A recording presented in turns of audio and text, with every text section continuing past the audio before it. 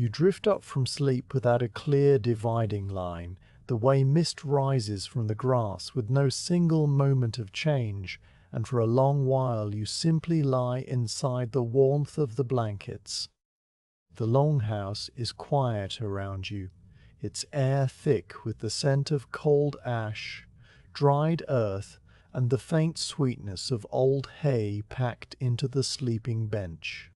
Above your head the roof timbers are barely visible, dark lines running across a ceiling of turf and birch bark that has sheltered your family for longer than memory holds.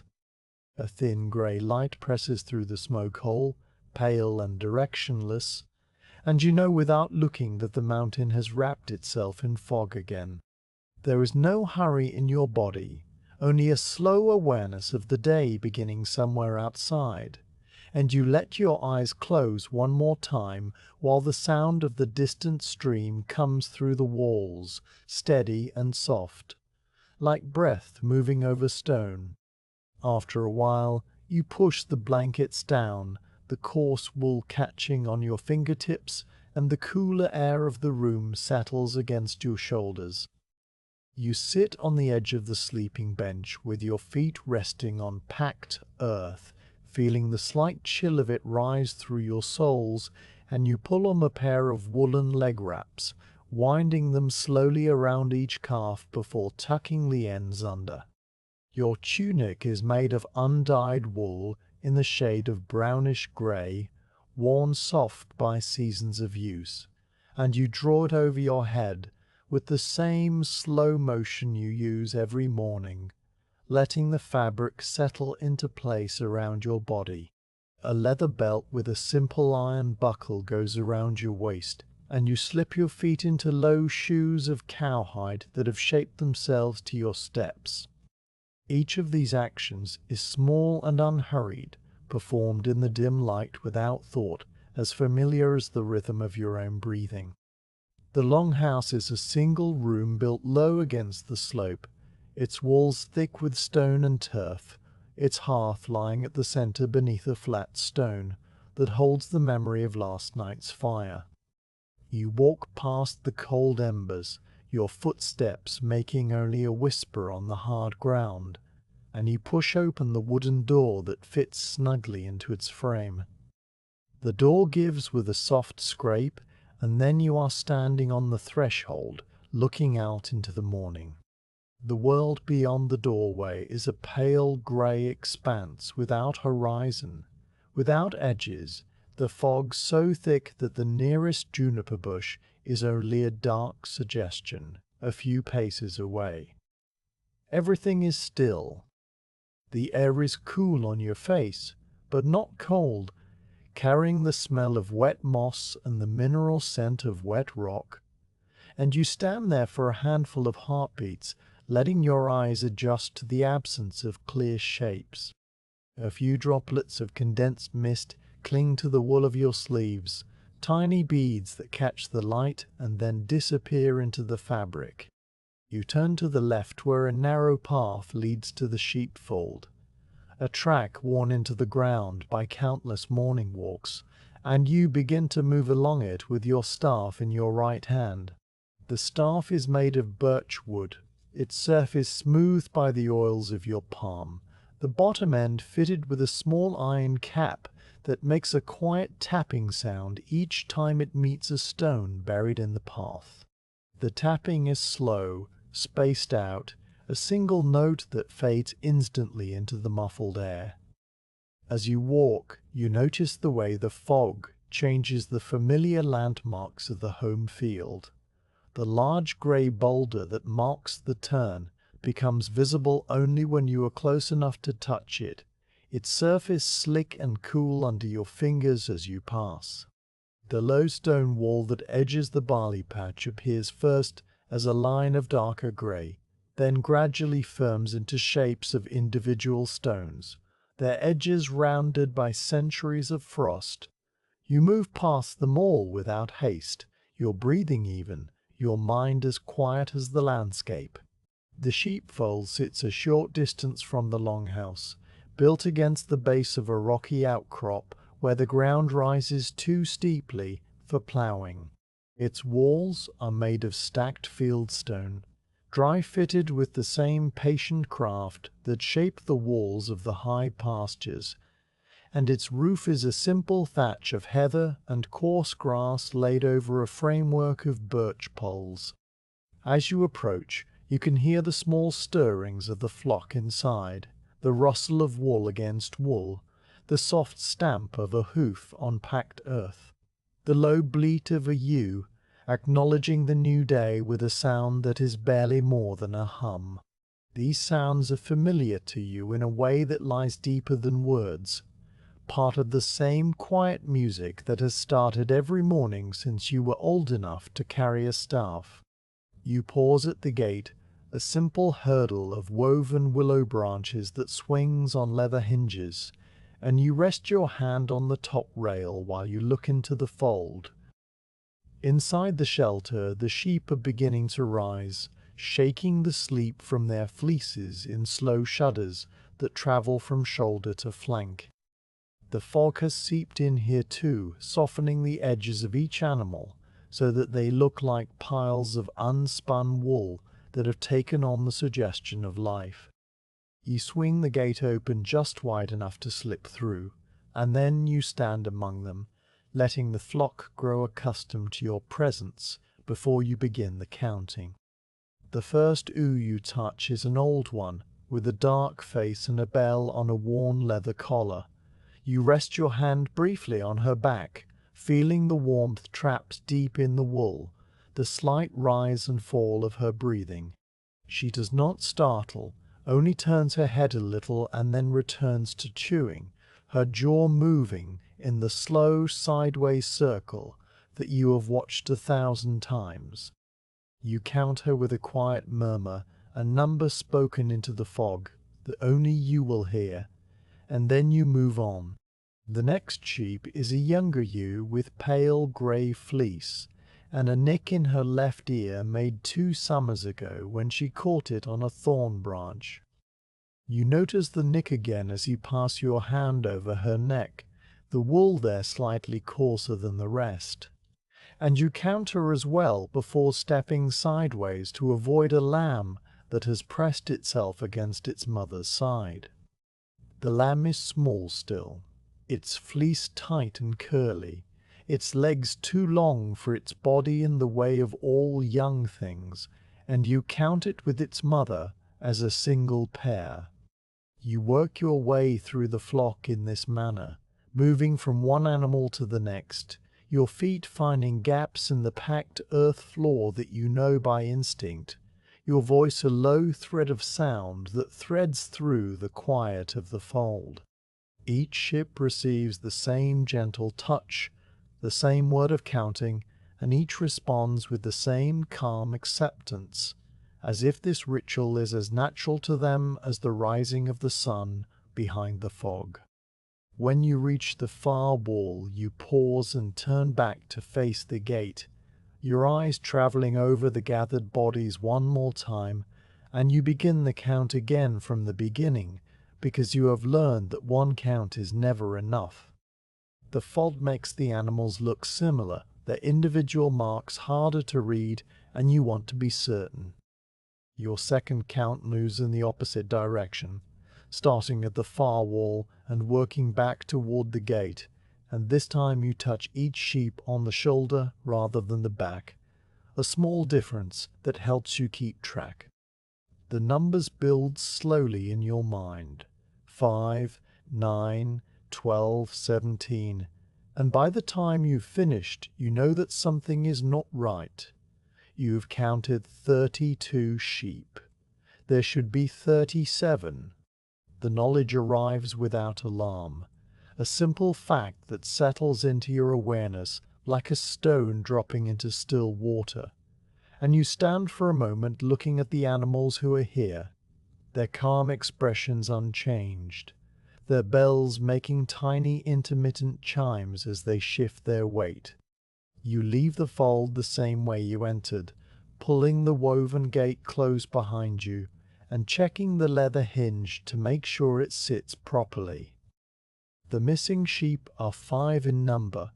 and you know their faces as well as you know the shapes of the stones in the path. 2 older ewes, a wether with a split in his right horn, and 2 young sheep from last year's lambs. None of them are prone to wandering far, but the fog has a way of confusing even the most settled animals, muffling the familiar sounds of the flock and turning the landscape into a white maze. You are not worried, only aware that today will ask for a longer walk, a slower search through the high places where the mist pulls thickest. This is part of the shepherd's rhythm, the way the mountain sometimes hides what belongs to you and then returns it again, patient and unhurried. You walk back to the longhouse along the same narrow path, the fog now perhaps a shade brighter, as if the sun has climbed a little higher behind a grey curtain. The air still smells of wet moss and cold stone, and the juniper bush you passed earlier now wears a glistening coat of tiny water droplets that tremble on the tips of its needles. Inside the longhouse you move to the corner where your supplies are kept, a simple shelf made of a split log set into the wall, and from it you take a leather pouch that has been oiled until it is soft and dark. The pouch opens with a drawstring of braided wool, and you set it on the sleeping bench while you gather what you will need. A small linen cloth holds dried fish, strips of trout from the stream below the homestead, their surfaces slightly tacky with salt and smoke. You fold the cloth around them and place them into the pouch, followed by a square of flat bread baked 2 days ago on the hearthstone, a bread made from barley flour and a little water, dense and nourishing. A water skin hangs from a peg on the wall, and you fill it from the clay jar that holds the morning supply, the water cold and tasting faintly of the earth it passed through. To these simple provisions you add a length of braided cord made from lime bast, strong and flexible, useful for tethering a sheep if you find one tangled or reluctant to move. You coil it neatly and tuck it beside the bread, then draw the pouch closed and hang its strap over your shoulder so that it rests against your hip. Your staff is waiting by the door where you leaned it, and you take it up again with the same easy grip, your fingers finding the familiar grooves worn into the wood. The weight of it is a comfort, not because you expect any danger, but because it has been with you through so many days like this one, its presence as steady as the mountain itself. You step outside once more, and the fog receives you like a quiet room, closing around your shoulders with its cool touch. The path that leads away from the longhouse toward the higher ground is less distinct than the one to the fold, a trace of packed earth and broken stone that winds upward between clumps of heather and patches of pale reindeer moss. The moss is damp underfoot, spongy and silent, and you pace each step with a careful attention that is second nature, letting your staff test the ground ahead where the fog hides the details. The heather brushes against your legs, releasing a faint woody scent, and somewhere to your right a trickle of water moves down a hidden channel, its voice a thin silver thread in the grey air. You walk slowly, your pace measured to the slope, and as you climb the longhouse fades behind you, until it is nothing but a memory of warm walls and sleeping sheep. The fog makes the world intimate, reducing it to the small circle of ground that surrounds you at every moment. Rocks appear suddenly at the edge of your vision, their surfaces covered with grey-green lichen that has grown in slow circles over decades. A small birch tree, stunted and twisted by the mountain wind, leans out of the mist with its few leaves trembling in the still air. You notice these things one by one, without urgency, letting them come to you as the path rises. The bells of the sheep still safe in the fold are no longer audible, and in their place there is only the vast soft silence of the fog, broken occasionally by the distant call of a raven that sounds once and then does not call again. Your breathing settles into a rhythm that matches your footsteps, in and out, step and step, a quiet pattern that carries you upward into the whiteness. Somewhere ahead and to the left the old track continues, and you follow it with the patience of someone who knows that the mountain always gives back what it has hidden in its own time. The track beneath your feet is a pale line of pressed earth and broken stone that climbs away from the home field in a series of gentle switchbacks, each turn opening into another stretch of path that looks exactly like the one before it. The fog here is thicker than it was near the longhouse, not a drifting mist, but a steady white presence that fills the spaces between the rocks and the low shrubs, turning the world into a narrow corridor of visible ground. You can see perhaps 15 paces ahead, sometimes less when the air thickens, and the path simply fades into whiteness at that distance, as if the mountain ends there. Your staff taps its slow rhythm on the earth, a sound that stays close to your body without carrying outward, swallowed by the damp air almost before it leaves the iron cap. The morning is cool enough that your breath makes a faint cloud in front of your lips, a small ghost that appears and vanishes with each exhale, and you watch it without thinking, your mind settled into the walking.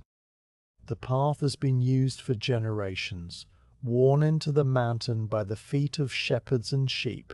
and the occasional trader leading a pony with packs of dried fish and wool, and the earth here is packed as hard as the floor of the longhouse.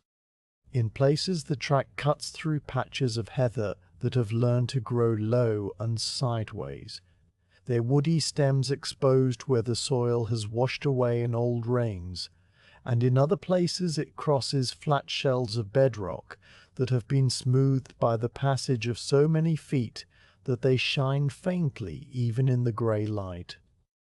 You notice these details one after another,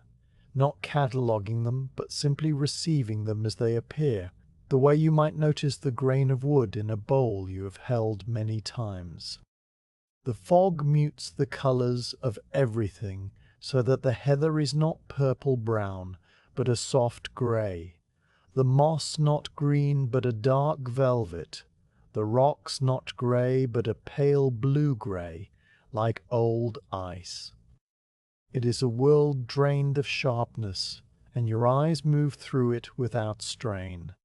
A little way up the track you come to the fallen birch trunk that you have stepped over more times than you can count, its bark peeling away in thin papery curls that tremble slightly even though there is no wind.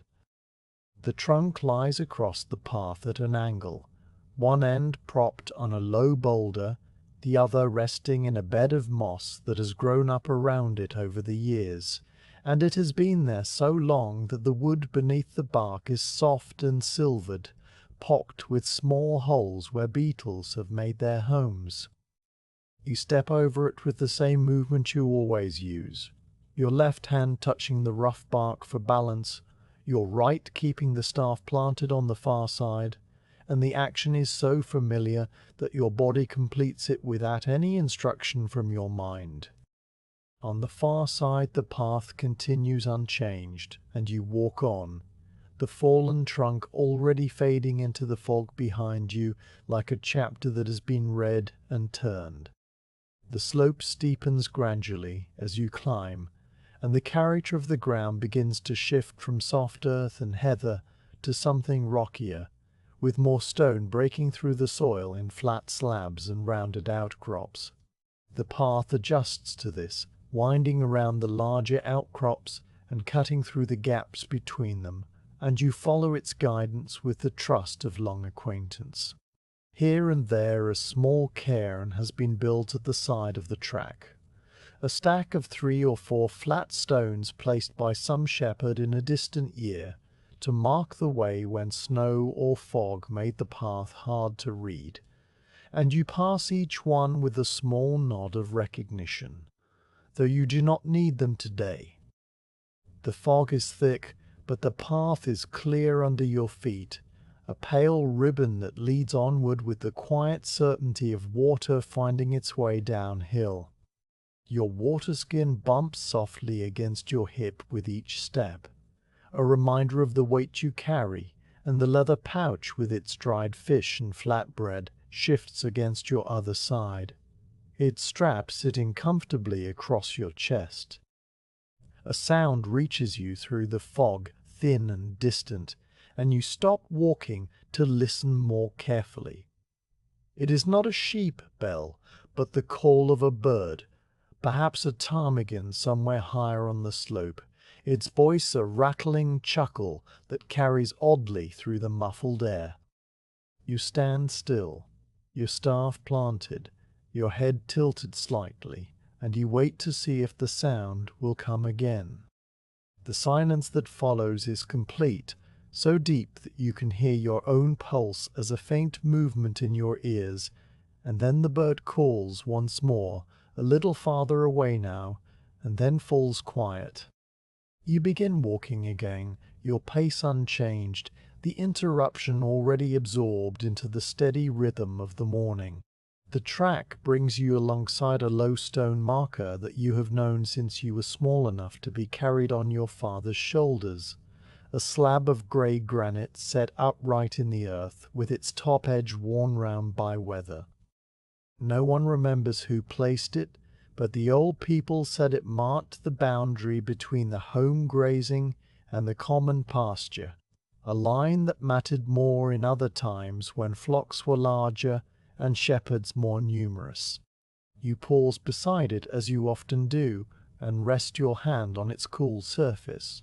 The stone is rough under your palm, its texture a map of tiny ridges and hollows made by the slow work of frost and rain, and a patch of pale lichen spreads across its northern face in a circle the size of your hand.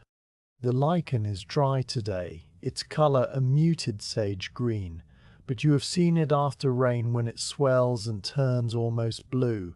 and the memory of that color lives alongside the grey reality in your mind. You leave your hand on the stone for a moment longer, then lift it away and continue up the path, the marker disappearing behind you into the white air. The fog does something strange as you climb higher. It begins to thin and thicken in patches, so that you walk through corridors of clearer air where you can see the slope rising above you in broad dark shapes, and then you pass into denser banks where even your own feet seem far away. These transitions are gradual but unpredictable, and you learn to read them by the way the light changes, the world brightening to a soft pearl grey when the fog thins and darkening to a deeper slate when it closes in again. Your pace adjusts without thought, slowing in the thicker patches where the path is harder to see, quickening just slightly in the clearer stretches where the walking is easier.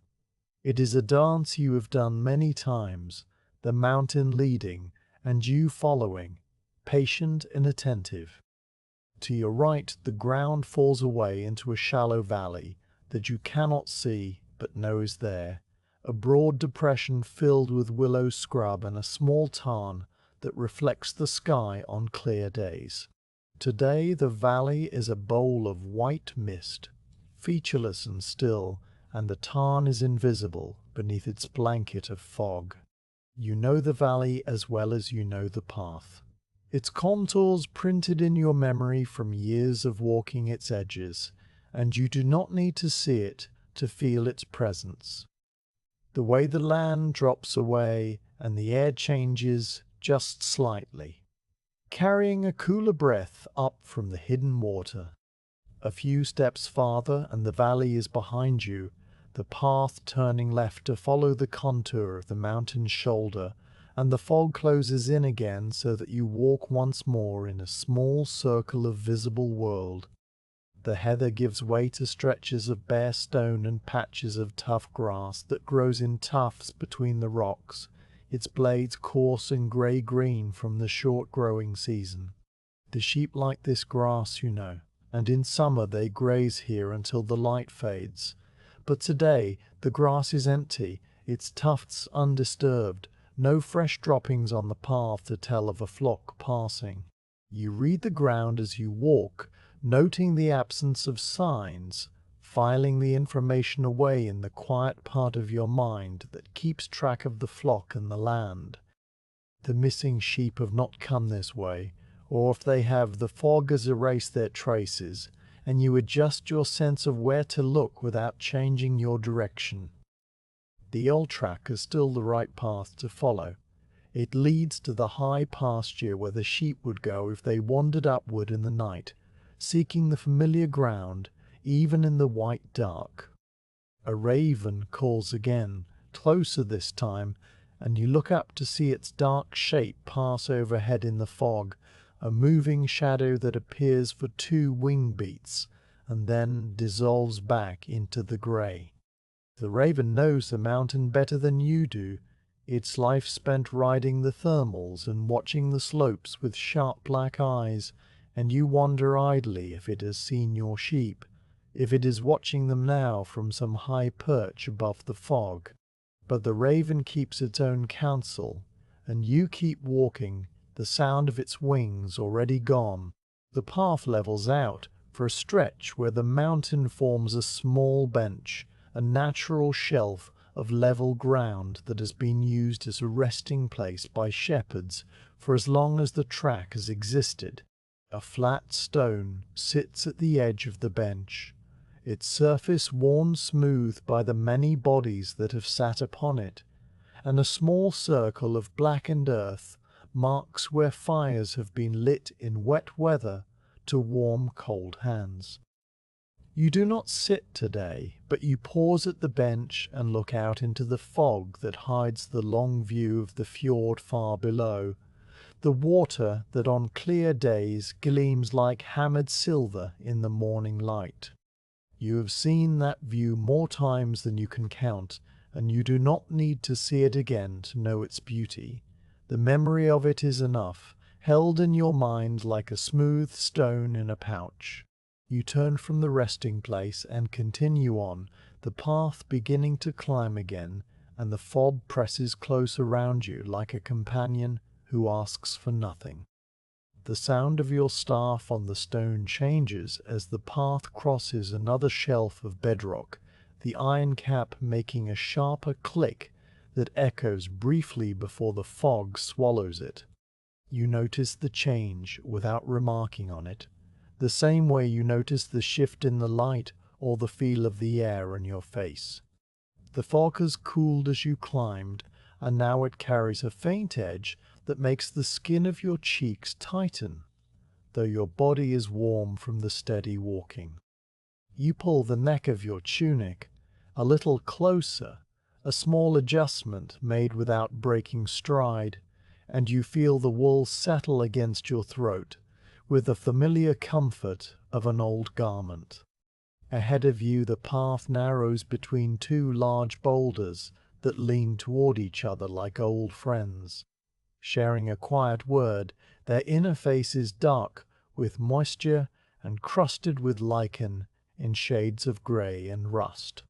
You turn sideways to pass between them, your shoulder brushing the wet stone, and the coolness of it seeps through the wool of your tunic for a brief moment before you are through and the path widens again. This is a landmark you know well, the twin boulders that mark the halfway point between the home field and the high pasture,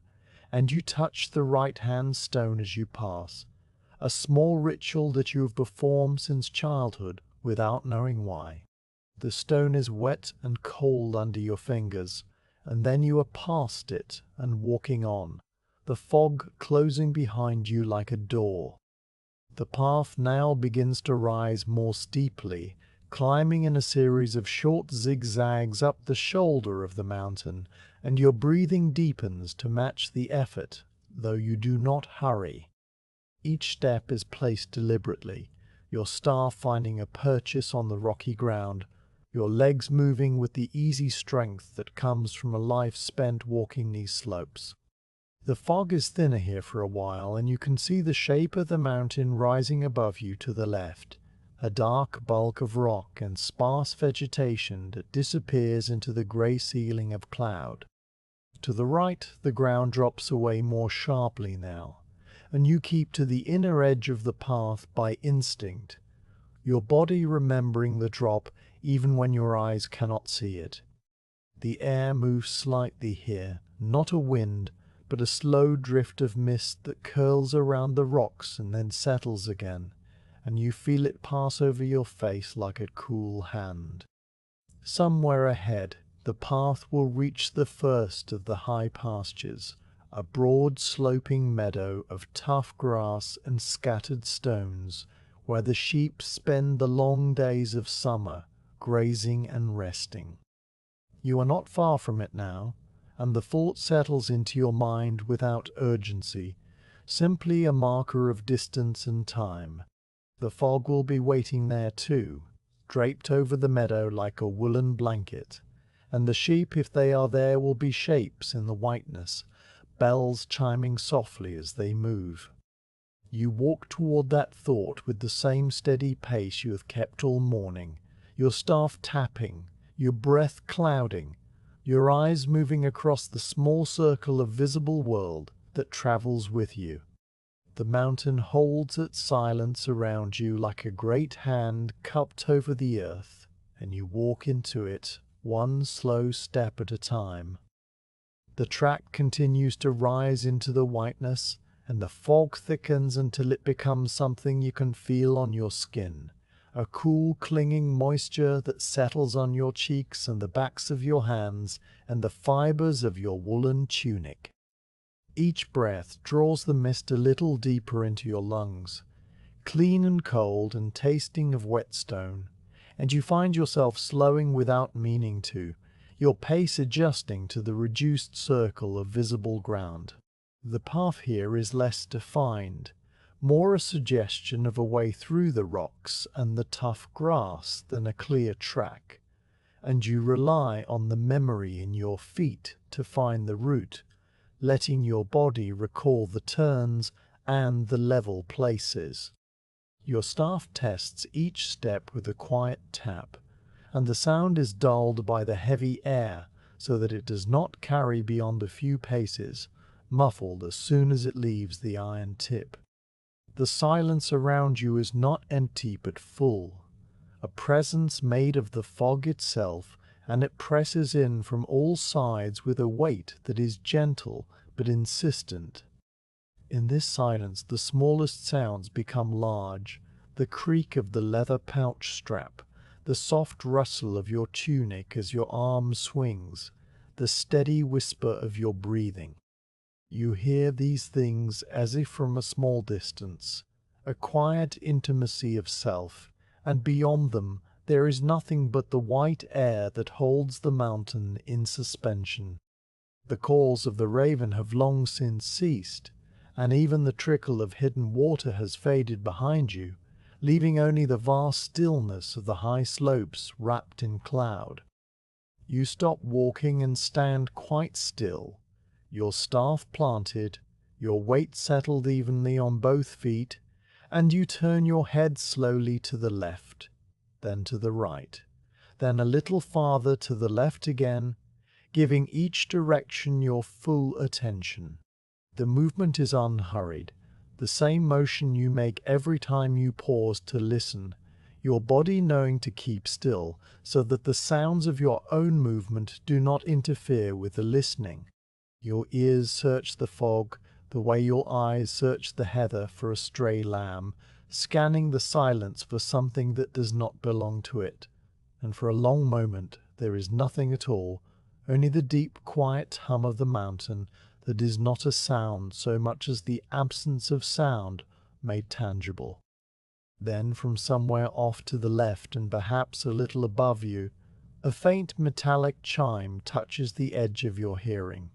It is so light that it might be imagined, a single note that seems to hang in the air for less than a heartbeat before the fog closes over it and it is gone.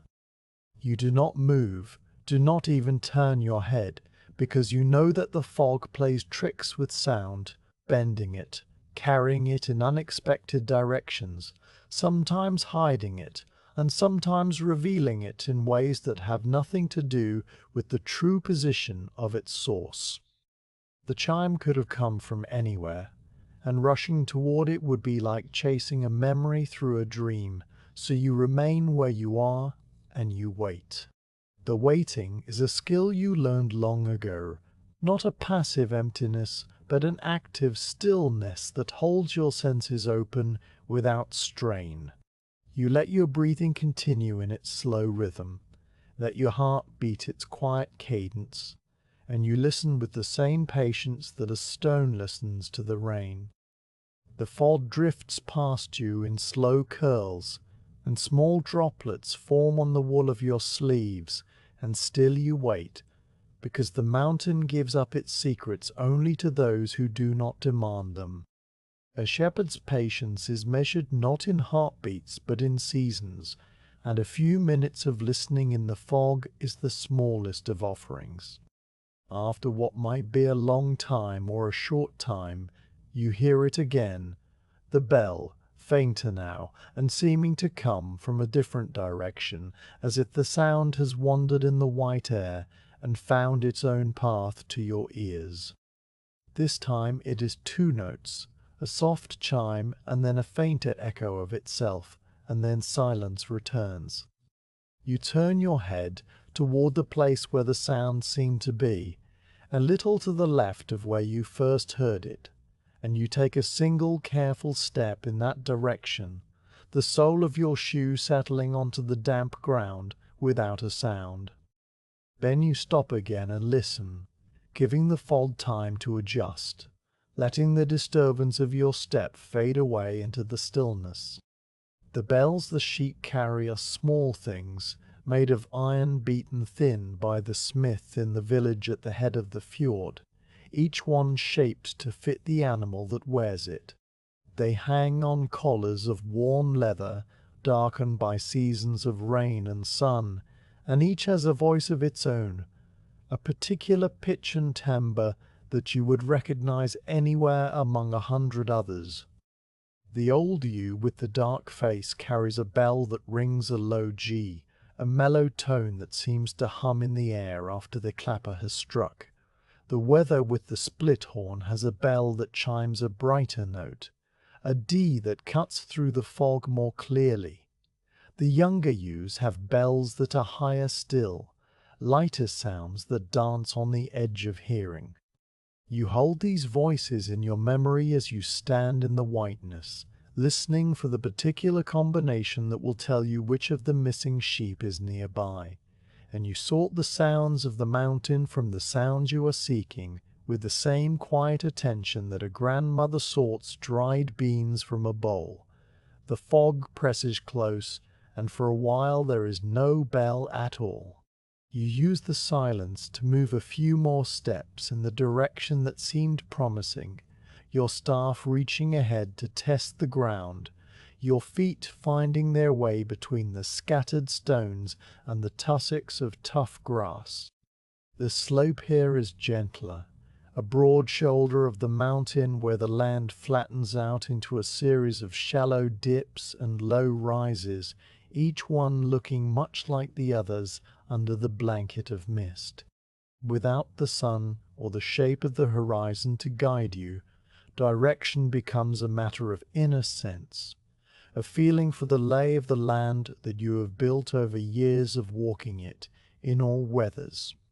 You move in a slow arc, leaning slightly into the slope, and every 20 paces you stop and turn your head and listen again, opening your ears to the whiteness. The bell returns, and this time it is nearer. You can tell by the clarity of the note, a soft G that hums in the air for a full second before fading, and there is no doubt in your mind that it is the old dark-faced ewe, the one with the worn collar and the patient eyes.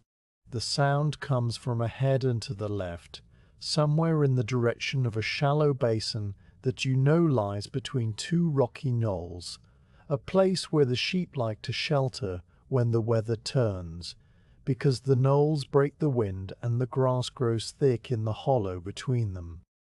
You turn toward it now with more confidence, your steps steady and unhurried, though the fog is still too thick to see the knolls or the basin,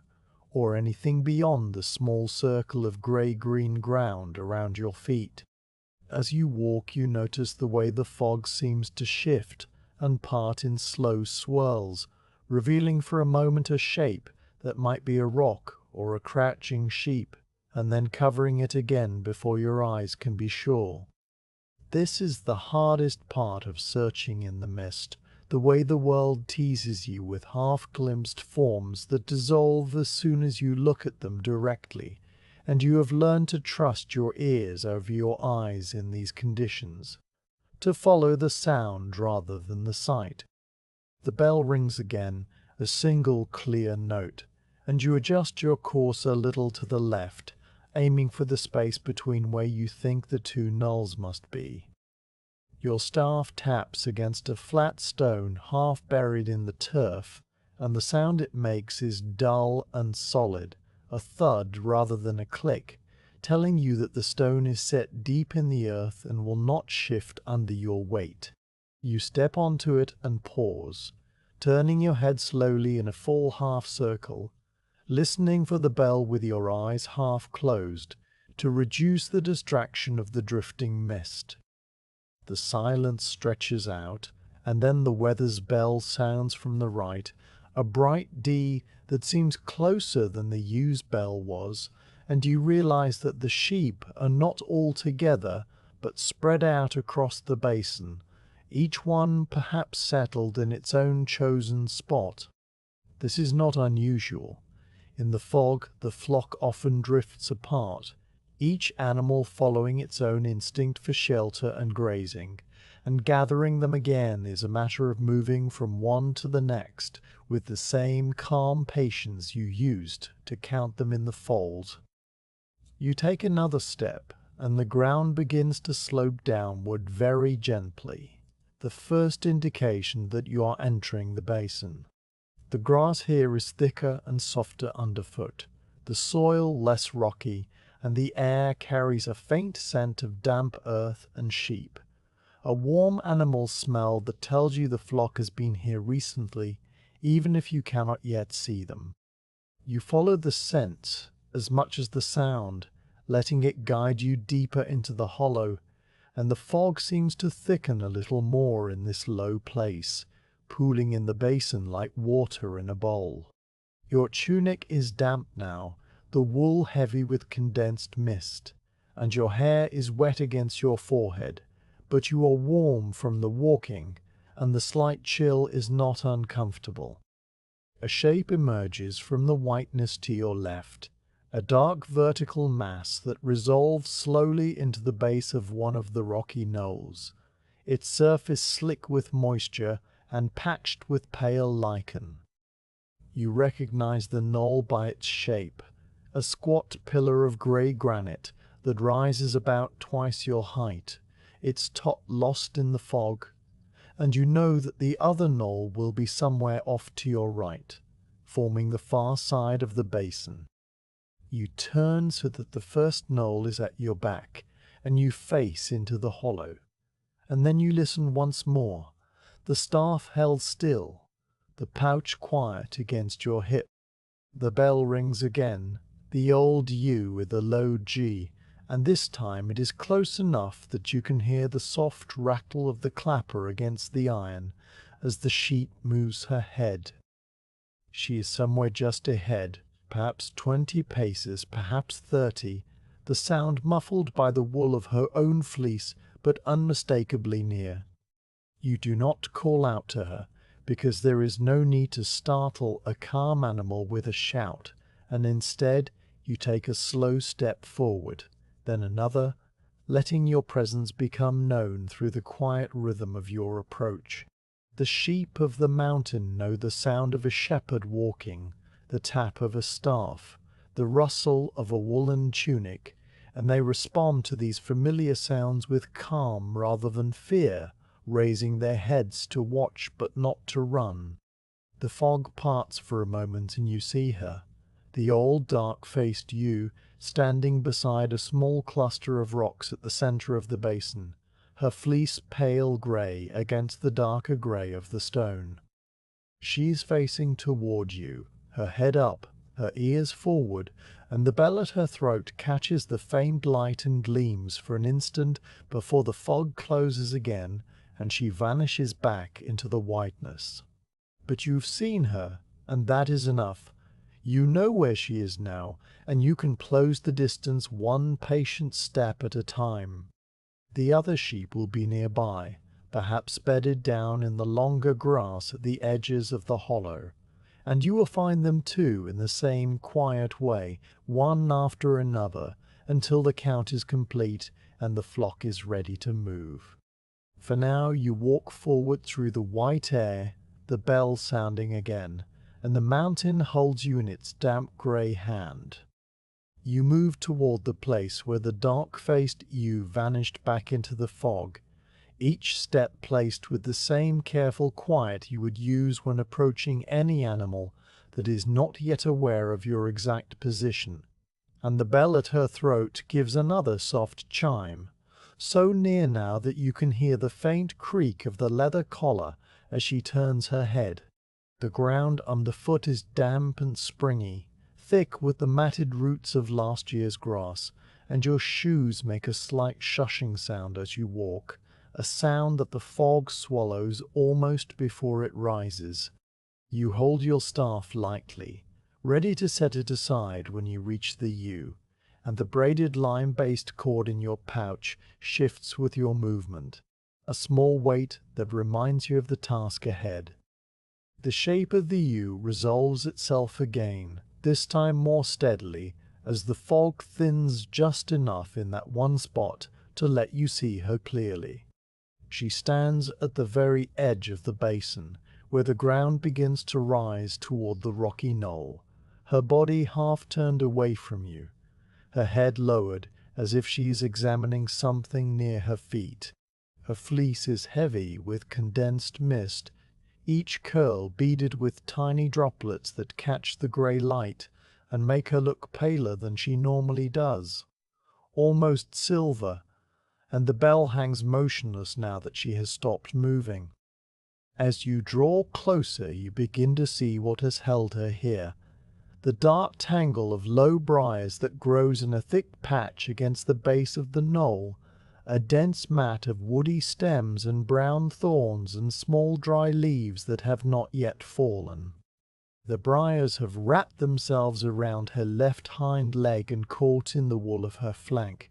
not tightly enough to cause her pain, but firmly enough that she cannot pull free without tearing her fleece or scratching her skin,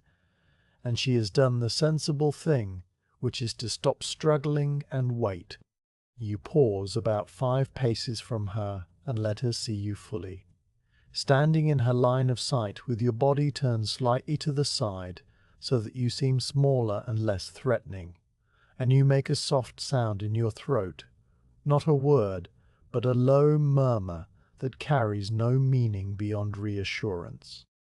The ewe lifts her head and looks at you with her dark rectangular pupils, her expression as calm as it was in the fold this morning, and then she lowers her head again and returns to her quiet waiting, accepting your presence as simply another part of the foggy world.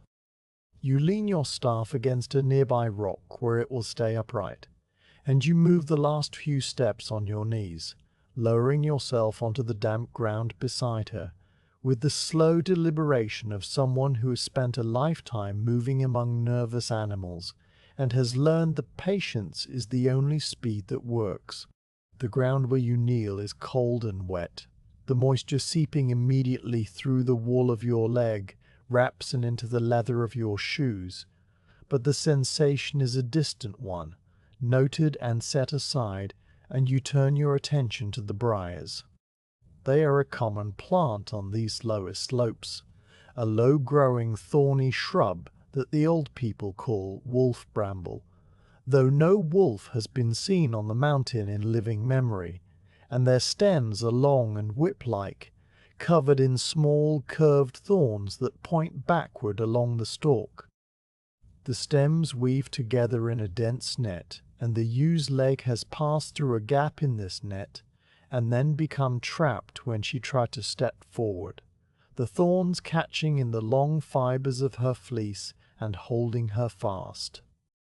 You can see exactly how it happened, the pattern of entanglement clear to your eye, and you begin to work with the same unhurried care you would use to untie a knot in a fine woolen thread. Your fingers find the first stem, a thin brown length no thicker than a twig, and you follow it from the point where it emerges from the ground up to the place where its thorns have snagged the wool. The thorns are dry and hard, sharp enough to prick your fingertips if you are not careful, and you take your time, pressing the wool away from each thorn with your thumb before you lift the stem clear. The ewe stands perfectly still, her weight balanced on her 3 free legs, and she does not pull or flinch even when the briars shift against her skin, because she has learned over many seasons that your hands are gentle, and that struggling only makes the thorns dig deeper. You murmur to her as you work, a low steady stream of sound that has no particular words, just a soft rhythmic noise that blends with the whisper of the fog and the faint drip of moisture from the rocks, and the ew's ears swivel toward you once. And the ew's ears swivel toward you once, and then relax, drooping slightly at the tips in a sign of ease. The first stem comes free with a quiet rustle, and you lay it carefully to one side, bending it away from the ew's leg so that it will not catch again. There are perhaps a dozen more stems involved in the tangle, some wound loosely around her leg just above the hock, others caught higher in the thick fleece of her flank, and you move from one to the next without hurry, your fingers working the same small motions over and over. The wool is wet and heavy, which makes it easier to handle in some ways because the fibers cling together and do not pull apart. But the dampness also makes the fleece heavier and more likely to sag into the thorns, so you support the weight of it with your left hand while your right hand teases the briars free. The work is slow and repetitive, the same action repeated for each thorn, each stem, each tangled curl of wool, and your mind settles into the rhythm of it, the way it settled into the rhythm of walking. A quiet focus that leaves no room for anything else. The fog drifts around you as you kneel there, the white air pressing close and then pulling back in slow waves, and the world beyond the yew and the briars and the small circle of visible ground fades into a soft grey nothing. You can smell the damp earth and the sharp green scent of crushed bramble leaves, and you can feel the cold dampness spreading through the knees of your leg wraps and the slight sting of a thorn scratch on the pad of your thumb. But these sensations float on the surface of your awareness without disturbing the calm center where the work is done. The ew's bell gives an occasional small chime when she shifts her weight, a gentle sound that seems to belong to the fog itself, and you let it mark the passing of time without counting the minutes. One by one, the briar stems come free, and you lay each one aside with the others, bending them away from the sheep until the tangle begins to loosen. A particularly stubborn stem has wrapped twice around her leg, its thorns buried deep in the wool, and you pause for a moment to study it, before you begin to work it loose, your fingers tracing the path of the stem from the ground to the loop and back again. You find the end of it buried under a tuft of grass, and you pull it gently from the earth. the root coming up with a soft sucking sound, and then you unwind it from the ew's leg in a slow spiral, lifting it over each thorn with care. The ewe makes a low sound in her throat, not a bleat of distress but a sort of quiet acknowledgment, and she turns her head to watch you for a moment with her calm dark eyes before facing forward again. When the last stem is free, you sit back on your heels and let your hands rest on your thighs, the work done, and the ewe stands in her small cleared space with no briars touching her. She does not move away immediately. She waits, as if to be sure that the quiet ritual is complete, and then she gives a single full-body shake that begins at her shoulders and travels all the way down to her tail, a rippling shudder that shakes the moisture from her fleece in a fine spray. The bell clatters once and falls silent, and then she is still again, her leg unharmed, her wool a little roughened where the briars pulled at it, but otherwise whole. You reach out and run your hand over the wool of her flank, smoothing down the ruffled fibers, and the wool is warm and greasy, with lanolin beneath the damp outer layer, soft against your palm. Before you rise, you take the time to check her legs and hooves, because a shepherd always checks an animal that has been caught, and you lift her left hind foot first with a gentle hand wrapped around the pastern. The ewe allows this without resistance, her leg relaxing in your grip, and you examine the hoof for cracks or stones, finding it sound and whole, the horn a pale grey that has been worn smooth by the rocky ground. You run your thumb over the soft part of the heel and find no swelling or heat, and then you set the foot down and move to the other hind leg, lifting it with the same careful motion. The right hind hoof is also sound, and you work your way forward, checking each leg and each foot with the same slow attention, your hands moving over her body in a pattern that is as familiar to her as the feel of the ground under her hooves. The ewe stands patiently through all of it, her head low, her jaw moving in the slow sideways rhythm of chewing cud, and by the time you have finished, you are certain that the briars did nothing more than hold her still for a while. You rise to your feet, your knees stiff from the damp ground, and you retrieve your staff from where you leaned it against the rock, the wood cool and familiar in your hand.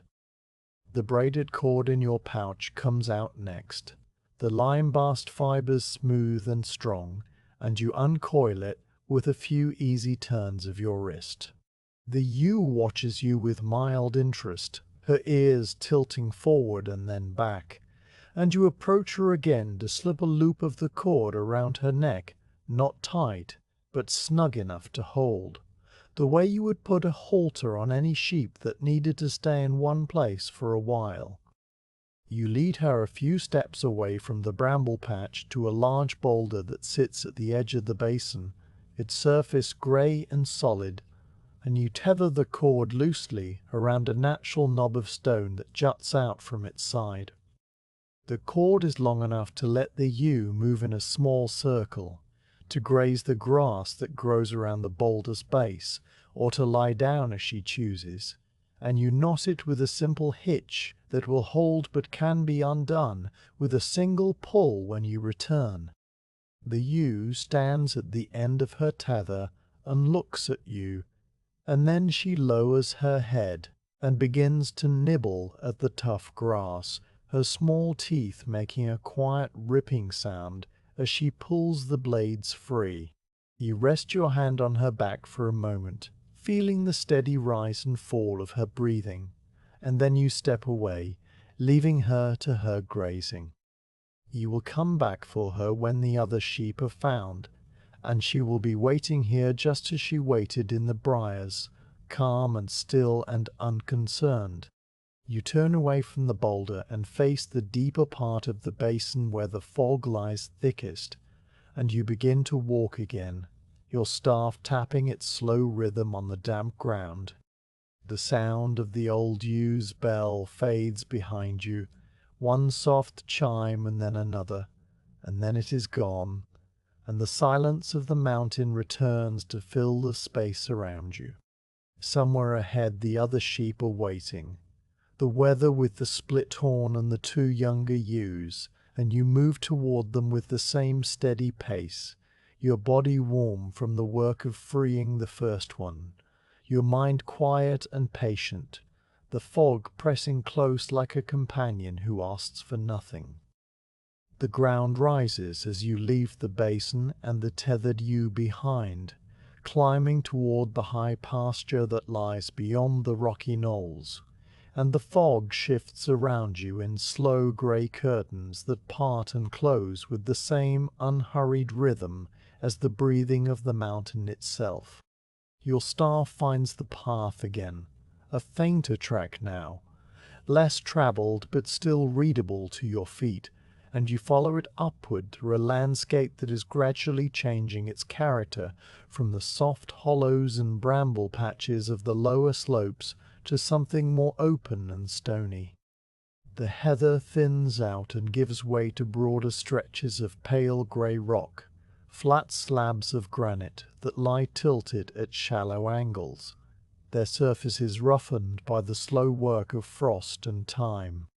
Between these slabs, tough grass grows in tufts that are grey-green and coarse, the kind of grass that survives the long winters and the short summers and still manages to feed a flock through the warm months.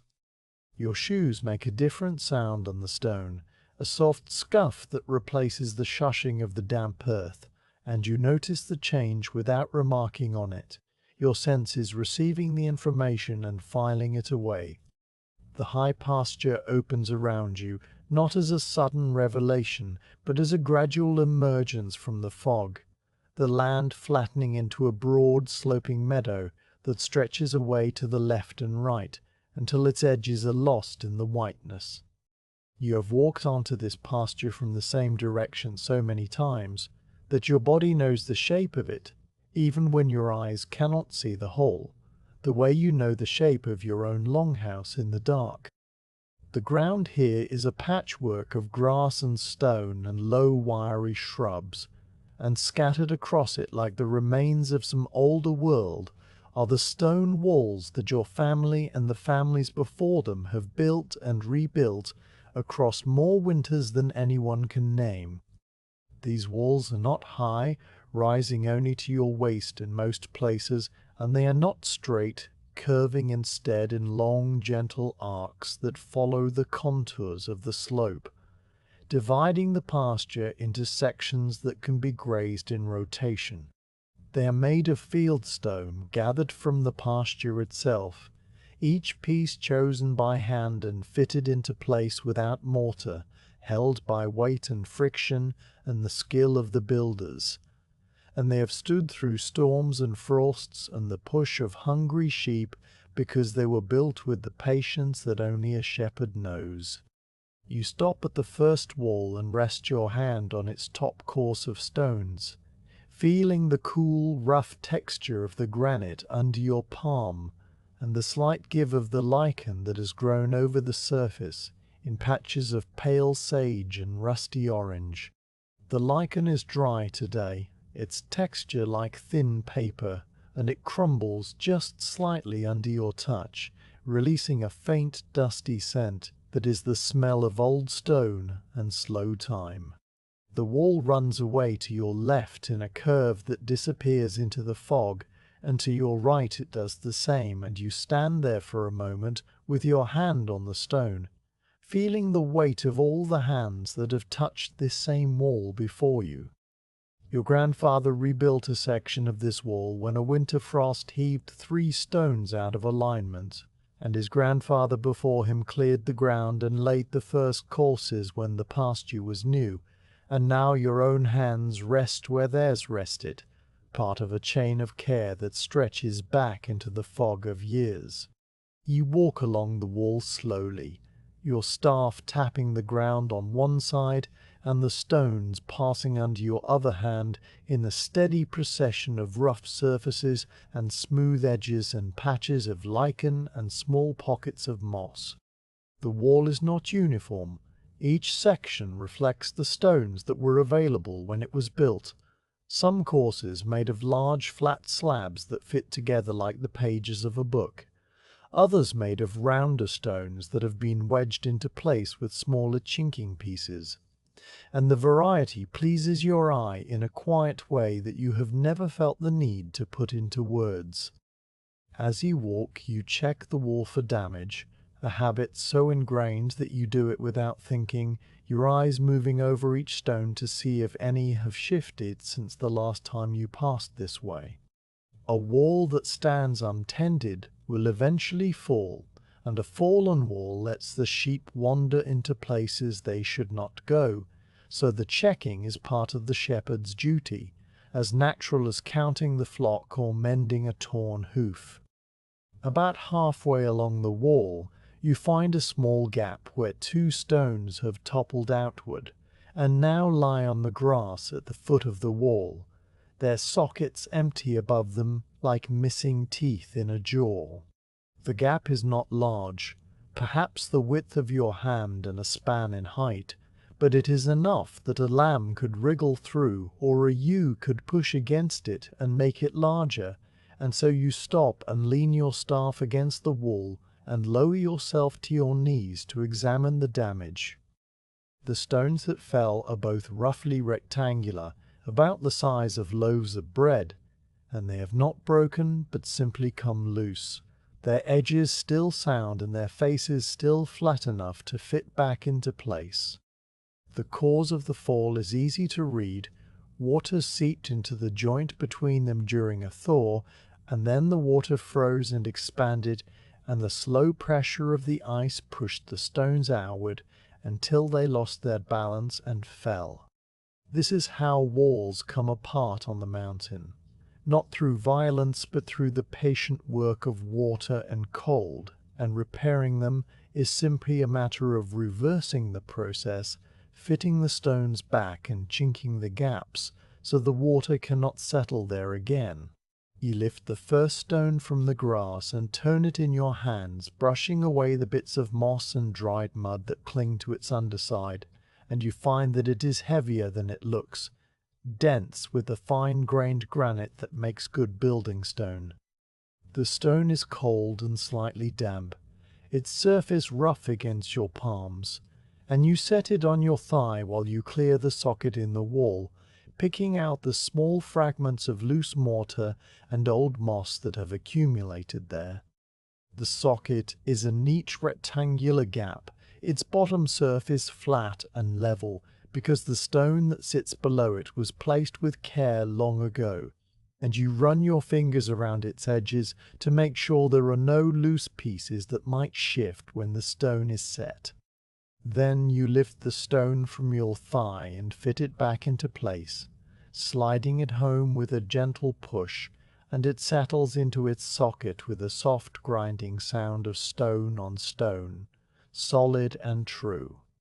You press on it with both hands, and it does not move, and you nod to yourself and turn to the second stone. This one is a little smaller, a wedge shape that was used to fill a gap beside its larger neighbor, and you study the socket for a moment before you understand how it fits, turning the stone in your hands until the angles match. The fog drifts around you while you work, and small droplets of moisture gather on the wool of your sleeves and on the back of your neck, and your knees are damp from the grass, and none of these things matter. The work is simple and satisfying, a small piece of order restored in a world that tends toward disorder, and your mind settles into the quiet focus of it the way it settled into freeing the ewe from the briars. You fit the wedge stone into its gap and push it firmly until it locks against the larger stone beside it, and then you take a third stone from the ground, a small flat piece that you use to chink the spaces around the edges, tapping it gently with the heel of your hand until it sits snug. The repair is neat and strong, and when you run your hand over the face of the wall, you can barely tell that there was ever a gap there at all. You rise from your knees, your joints protesting just slightly at the change of position, and you retrieve your staff and stand looking at the wall for a moment longer. The repaired section blends into the rest of the wall, grey stone against grey stone, and the fog drifts past it in slow curls, and everything is as it should be. You continue walking along the wall, your hand resting lightly on the top course again, and you check the remaining stones for damage, but find none. Each piece still seated, firmly in its place, the wall doing its quiet work of dividing the pasture as it has done for generations. At the end of the wall you come to a corner where it turns at a right angle and runs away into the fog in a new direction, and here there is a small gap left deliberately for the sheep to pass through, a narrow opening about the width of your shoulders that can be closed with a hurdle of woven willow when the pasture needs to be rested. The hurdle is leaning against the wall nearby, a simple panel made of withies woven together with the same technique used for the gate at the fold, and you check it quickly to make sure it is still sound, running your fingers over the woven pattern and testing the joints. The withies are dry and slightly brittle, and you make a mental note to weave a new hurdle before the winter comes, but for now it will hold if it is needed, and you leave it leaning where it is and pass through the gap into the next section of the pasture. This part of the pasture is higher still, a long sweep of grass and scattered boulders that rises toward a ridge that is completely hidden in the fog, and you can feel the slope in your legs as you walk, a gentle but steady pull that reminds you of how far you have climbed since leaving the longhouse. The fog here is thinner for a while, and you can see more of the landscape, the pale grass stretching away in all directions, and the dark shapes of boulders emerging from the mist like sleeping animals. You pause to look around, scanning the visible ground for any sign of the remaining sheep, but the pasture is empty, and you continue walking, following the wall as it curves around the contour of the slope. The wall leads you past a boulder that is larger than the others, a massive block of granite that was left here when the ice melted at the end of some older age, and its surface is covered with the same pale lichen that grows on the stones of the wall.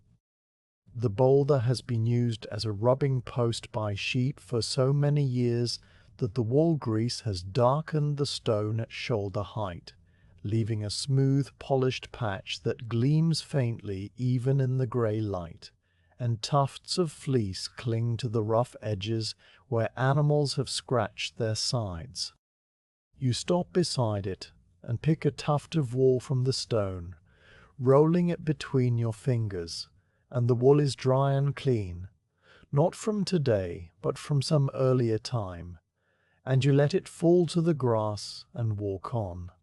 The wall ends at another corner, turning again to enclose a smaller section of pasture that sits in a shallow depression where the grass grows thick and green, even late in the season, watered by a seep of spring water that rises from the ground and spreads out in a dark, wet patch before draining away down the slope. This is where the flock often gathers in the afternoon, and you walk toward the seep with the hope that the missing sheep might have found their way here. But the ground around the water is undisturbed, no fresh tracks in the mud, no bells chiming in the fog. You stand at the edge of the seep and watch the water rise from the earth in a slow pulse, clear and cold, and then you turn away and continue along the wall, your footsteps slow and steady, the fog closing in again around you as the slope rises toward the high ridge where the last of the lost sheep might be found. The stone walls and the empty pasture fall behind you as you angle upward across the slope, leaving the grazing sections for a stretch of open ground, where the grass grows shorter and the rock lies closer to the surface, and the fog remains a steady presence that has neither thickened nor thinned in the last hour, but simply persists, a patient grey ceiling that moves with you as you walk. Your body has settled into a deeper rhythm now, the kind that comes after several hours of steady movement, when the muscles are warm and the breathing is slow and the mind drifts into a calm quiet that is not quite thought and not quite sleep, but something between them, a walking rest.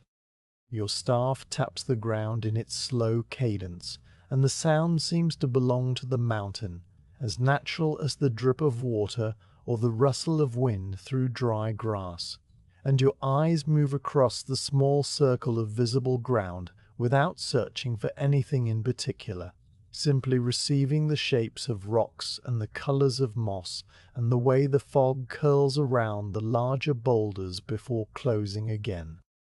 After a time you begin to hear a new sound beneath the silence, a thin liquid note that is different from the deep stillness of the fog, and you turn your head slightly to locate it, letting your ears guide your feet in a small adjustment of direction. The sound grows clearer as you walk, the soft trickling that runs over stones and around small obstructions, and you recognize it as the voice of the rill that cuts through the upper pasture, the thread of meltwater that flows year-round, fed by the snowfields that linger on the highest peaks, even in summer. The rill is a small thing, no wider than a stride in most places, but it is constant and reliable, and you have drunk from it more times than you can count. The water so cold that it numbs the lips and aches in the teeth, clean and sharp with the taste of the high mountain. The ground begins to slope downward very gently, a shallow depression that channels the water, and the sound of the rill grows until it is the dominant note in the quiet, a soft, continuous murmur that fills the air around you. The fog seems to thin just slightly here, as if the water has carved a small open space in the mist, and you can see the line of the rill as a darker thread winding through the pale grass, its surface catching the grey light in a way that the dry stone does not.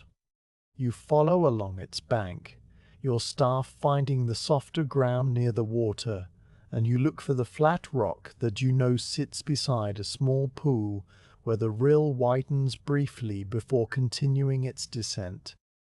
The rock is a comfortable seat, worn smooth by the water that sometimes rises over it in the spring melt, and you have sat on it many times before, on mornings when the sun was bright, and on afternoons when the rain was falling, and on days like this one when the fog covered everything, and the world was reduced to the sound of water and the feel of stone. The rock appears out of the mist as you approach, a low grey slab that juts out over the pool, its surface flat and slightly tilted toward the water, and you step onto it with the same care you use for any uncertain footing, testing its stability with your staff before you commit your weight. The stone is solid, as it always has been, anchored deep in the earth, and you lower yourself onto it with a quiet sigh that is not weariness, but the simple acknowledgement of a body that has walked far and is grateful to rest. You sit with your legs stretched out before you, your heels resting on the dry grass at the edge of the rock, and you lean your staff against your shoulder where it will stay within reach, and for a long moment you do nothing at all but sit and listen to the water. The rill slides over a small ledge just upstream of the pool, a drop no higher than your hand, and the water falls into the pool with a sound that is halfway between a gurgle and a whisper, a soft, continuous note that never exactly repeats itself, each moment of sound slightly different from the one before. The pool itself is clear and still, the water so transparent that you can see every pebble on its bed, each one a shade of grey or brown or pale green, their surfaces smoothed by the endless movement of the water over them. Small bubbles cling to the edges of the pebbles, tiny spheres of trapped air that shimmer like beads of glass, and a single blade of grass has fallen into the pool and lies on the surface, its tip trailing downstream in the slow current. You watch the blade of grass make its small journey, drifting toward the outlet where the pool narrows back into the rill, and when it reaches the edge it hesitates for a moment, and then slides over and is gone, carried away down the mountain. After a while you reach for the leather pouch at your hip, loosening the drawstring with a pull of the braided wool cord, and the pouch opens with a soft rustle of its oiled leather. Inside are the provisions you packed this morning in the quiet of the longhouse, the square of flat bread wrapped in its linen cloth, and the strips of dried fish folded beside it, and you draw them out one at a time, setting them on the rock beside your thigh. The linen cloth is slightly damp now from the fog, but the bread inside is dry, its surface rough and dusted with a little barley flour that has not quite baked into the crust. You unwrap the bread and hold it in both hands, feeling its weight and its warmth, the residual heat of your body that has kept it from going cold, and you lift it to your face to breathe in its scent, a mild nutty smell that is the smell of home and hearth, and the familiar work of grinding grain and mixing dough and baking on the hot stone. The flatbread is made from barley grown in the small patch of earth below the longhouse, the grain threshed and winnowed and ground on the stone quern that sits in the corner of the room, and it is a simple food, nothing more than meal and water and a little salt. But it is sustaining and good, the kind of food that sits quietly in the stomach and gives strength for a long day. You break off the corner of the square, the bread cracking along a natural line, and you put the piece into your mouth and begin to chew. The bread is dense and slightly chewy, its flavor mild and earthy, and you chew it slowly, letting the work of your jaw become part of the rhythm of sitting and listening and resting. A small crumb falls onto your tunic, and you brush it away without thought, your attention still on the taste and the texture and the quiet of the mountain. The dried fish comes next, and you take one strip from the little pile on the cloth, holding it up to the grey light to look at it before you eat. The fish is trout from the stream that runs past the longhouse, caught in the cold water where it pools beneath the alders, and it has been split and salted and hung over the hearth to dry in the smoke of many fires, a process that turns the flesh a deep golden brown and firms it until it is almost like wood. The strip in your hand is about the length of your palm and half as wide, its surface slightly glossy with the oils that remain in the flesh,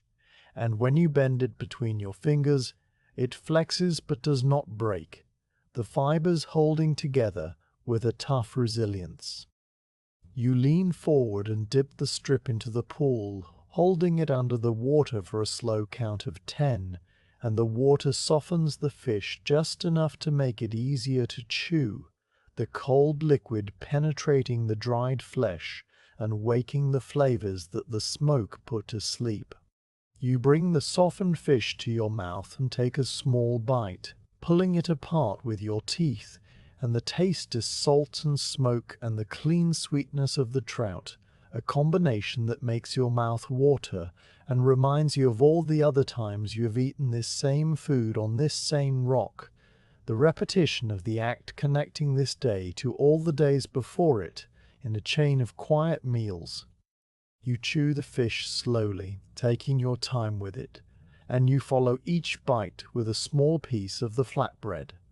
the two foods complementing each other in a way that needs no sauce or garnish. just the simple pleasure of eating what the land and the water have provided. Between bites you sit still, your eyes resting on the moving surface of the pool, your ears filled with the sound of the rill, and the fog continues to drift around you in its slow grey currents, neither lifting nor settling, simply present. The water skin at your side is still mostly full, but you do not drink from it yet. Instead you cup your hand and scoop water directly from the pool, the liquid so cold that it stings your fingers and makes the bones ache, and you lift it to your lips and drink. The water is sharp and clean, colder than any water from the clay jar at home, and it washes the taste of the fish from your tongue and leaves behind only a faint mineral coolness that lingers at the back of your throat. You drink a second handful, and then a third, and each time the coldness makes you draw a quick breath through your teeth, a small shock that is not unpleasant, just the body's honest response to the temperature of melt water. The water drips from your chin and onto your tunic, and you wipe it away with the back of your hand, the wool rough against your skin. You eat the rest of the fish and the bread in the same unhurried way, taking your time with each bite, pausing often to look at the fog or listen to the water, or simply to sit in the quiet with your hands resting on your thighs and your breathing slow and deep. There is no reason to hurry. The sheep are somewhere on the mountain, and they will be found in their own time, and the fog is not going anywhere, and the day is long and grey and full of stillness. You have learned over the years that a shepherd who rushes makes mistakes, misses the small signs that would otherwise lead to a lost animal, disturbs the calm of the flock with his own agitation, and so you have learned not to rush, to let the pace of the work be the pace of the mountain, which is slow and patient and unconcerned with the passing of hours. When the last of the bread is gone and the last strip of fish has been eaten, you fold the linen cloth into a small square and tuck it back into the pouch, and you draw the drawstring tight and settle the pouch against your hip once more. You could rise now and continue the search, and part of you knows that this is what you should do, but another part of you is content to stay a little longer on the flat rock, to let the mist bead on your sleeves and the water sound fill your ears, and the deep quiet of the mountain settle into your bones. You lean back slightly, propping yourself on your hands, and you tilt your head to look up at the fog that hides the sky, the soft pearly grey that has been the same shade all morning, unchanging and directionless. The light behind the fog is diffuse, without a source, as if the whole sky is a single blowing panel of pale grey silk stretched from horizon to horizon, and you cannot tell where the sun is or whether it is morning or afternoon, only that the light is steady and the day is still unfolding. You sit for a long while, longer than necessary, and you let your mind drift in the way that only happens when the body is still and the world is quiet. Thoughts come and go like the ripples on the surface of the pool, small disturbances that rise and spread and fade, and none of them demand your attention. None of them are urgent or troubling. You think about the stone wall you mended, the gap filled and the stone seated firmly, and you think about the old ewe tethered at the boulder in the basin, waiting with her patient dark eyes, and you think about the long house at the bottom of the mountain, where the hearthstone holds the memory of last night's fire, and the sleeping bench is piled with woolen blankets. These thoughts are not separate from the fog and the water and the rock, but part of the same quiet fabric woven together into a single cloth of calm. A small bird flits past, a grey and brown blur, that appears for a moment above the rill, and then vanishes into the mist, and you follow it with your eyes for the instant that it is visible, and then you let it go. The water continues its endless murmur, The fog continues its slow drift, and the light continues its pearly, unchanging glow, and you sit in the middle of it all like a stone in a stream, still and quiet and entirely at peace. The rock beneath you is cold and hard, but not uncomfortable, and your body is rested now, the slight ache in your legs from the climbing eased by the stillness, and you know that soon you will rise and take up your staff and continue the search. But not yet, not quite yet. There is still a little more time to sit here, a little more time to listen to the rill and watch the mist and feel the cool air on your face, and you take that time without guilt or hurry, because the mountain is generous with its quiet, and a shepherd learns to accept what is offered. Eventually your body tells you that it is ready to move again, a small restlessness that begins in your legs and works its way up into your shoulders, and you acknowledge it with a slow nod, as if agreeing with an old friend. You gather your staff from where it leans against your shoulder, the wood smooth and familiar in your hand, and you push yourself upright, your joints easing into their full extension with a soft pop from one knee.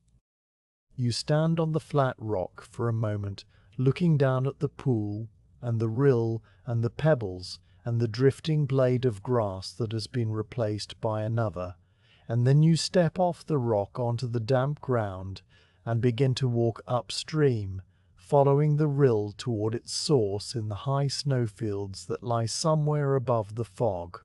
The water chatters beside you as you walk, a cheerful sound compared to the deep silence of the pasture, and you let it lead you upward into the white air, the 3 remaining sheep somewhere ahead, waiting in their own unhurried way. You leave the pool and the flat rock behind, stepping away from the sound of the rill, with the reluctance of someone who has been comfortable and must now return to the work of walking. But the reluctance is small, and it fades as soon as your feet find the rhythm of the slope again. The rill chatters beside you for a little while, a companion that is slowly drifting away, its course diverging from your own as the ground rises and the water cuts deeper into its own channel. You walk at a steady angle across the slope, climbing gradually, and the sound of the water grows thinner and more distant until it is just a thread of silver noise behind you, and then it is gone entirely, replaced by the vast, soft silence of the high mountain under fog. Your staff taps the ground with its familiar, steady note, and the fog presses close, and the world reduces again to the small circle of visible earth that travels with you wherever you go. The ground underfoot continues to change as you climb, the grass becoming sparser and the stone more prevalent, until you are walking across a tilted plain of broken rock where only the hardiest plants find a footing. Grey-green cushions of moss grow in the crevices between the stones, their surfaces soft as velvet and beaded with moisture, and here and there a solitary tuft of tough grass has found enough soil to anchor its roots, its blades pale and dry and rattling softly when your leg brushes against them. The rocks themselves are mostly granite, the same pale grey that underlies the whole mountain, but there are patches of darker stone too, a greenish schist that splits into thin plates and catches the light differently, gleaming with a faint oily sheen where the moisture has settled on its surface. You notice these variations without cataloguing them, your eyes moving over the ground with the quiet attention of someone who has spent a lifetime reading the small signs that the land offers, and you adjust your path without thinking to avoid the looser stretches of scree and find the firmer footing. After a while you come to a place where the slope levels out just slightly, a small natural step in the mountainside, where the water from the snowfields above seeps out of the ground and spreads into a shallow wet area, before continuing its journey downward. The seep is not large, perhaps the size of the longhouse floor, but it stands out against the dry stone around it, because the ground here is dark, with moisture, and thick with a dense mat of bright green moss that thrives in the constant wetness. The water rises from the earth in a slow, invisible pulse, not bubbling or flowing, but simply appearing, a glistening sheen on the surface of the moss that gradually gathers into tiny channels and trickles away between the stones. The air near the seep is cooler and carries a faint, clean scent of wet earth, and you pause at its edge to look around, your eyes scanning the dark mud at the seep's margin for any sign that the sheep have passed this way. What you find makes you stop and lower yourself to a crouch, your staff braced against the ground for balance. Pressed into the soft mud at the edge of the seep are hoof prints, small cloven marks that could only have been made by sheep, and they are sharp and clear, their edges still crisp, not yet softened by the slow seep of water back into the depressions. This tells you that the sheep passed here not long ago, perhaps this morning, perhaps in the night, and you study the prints with the careful attention of someone reading a message left in a language that has no words.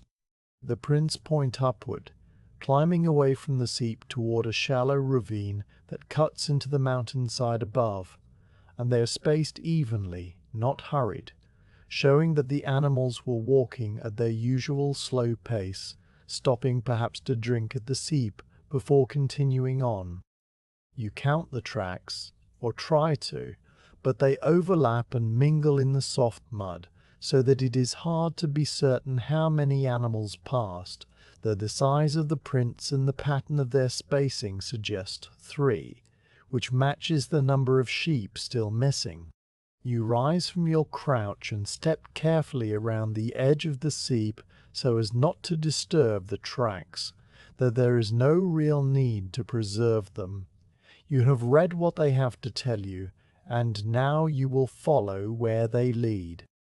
The ravine above the seep is a shallow cut in the mountainside, its walls no higher than your shoulders at first, and it angles upward at a gentle incline that makes the walking easier than the open slope had been. The floor of the ravine is a mix of loose scree and patches of tough grass, and the tracks continue clearly here, the sharp hooves of the sheep having left small impressions in the patches of soil and dislodged the occasional pebble that now sits slightly out of place among its fellows. You follow the tracks one step at a time, your staff testing each foothold before you commit your weight, because the scree is loose and can shift unexpectedly underfoot, and a turned ankle on the high mountain is a trouble that no shepherd wants. The fog inside the ravine is thicker than it was on the open slope, trapped between the low walls and settling into the hollow with the patient weight of something that has no intention of moving, and you can see only a few paces ahead, the ravine fading into whiteness as if it ends abruptly in a wall of cloud. The silence here is deeper too, the walls of the ravine blocking whatever small breeze might have stirred the air outside, and the only sound is the soft crunch of your shoes on the scree, and the occasional click of your staff against a larger stone. Your breathing sounds loud in the confined space, a steady rhythm that matches your steps, and you can hear the faint rustle of your tunic with each swing of your arm, the wool brushing against itself in a quiet whisper. These are the sounds of your own body moving through the world, and you are so accustomed to them that they do not disturb the calm of the ravine, but simply become part of it, a small human note in the great quiet of the mountain. The ravine bends to the left, following some ancient fracture in the rock, and the walls grow a little higher, rising to the height of your head and then above it, so that you are walking in a narrow corridor of stone with the fog pressing down from above like a soft grey lid. The light here is dimmer, filtered through the thicker mist, and the colours of the rock are muted, the grey of the granite blending into the grey of the fog, until it is hard to tell where the stone ends and the air begins. You trail your left hand along the wall as you walk, feeling the cold, rough surface under your fingers. The stone slick with condensed moisture in some places and dry in others where the angle of the rock has shed the water. The wall is not smooth but fractured into blocks and ledges, and your fingers find the gaps between them,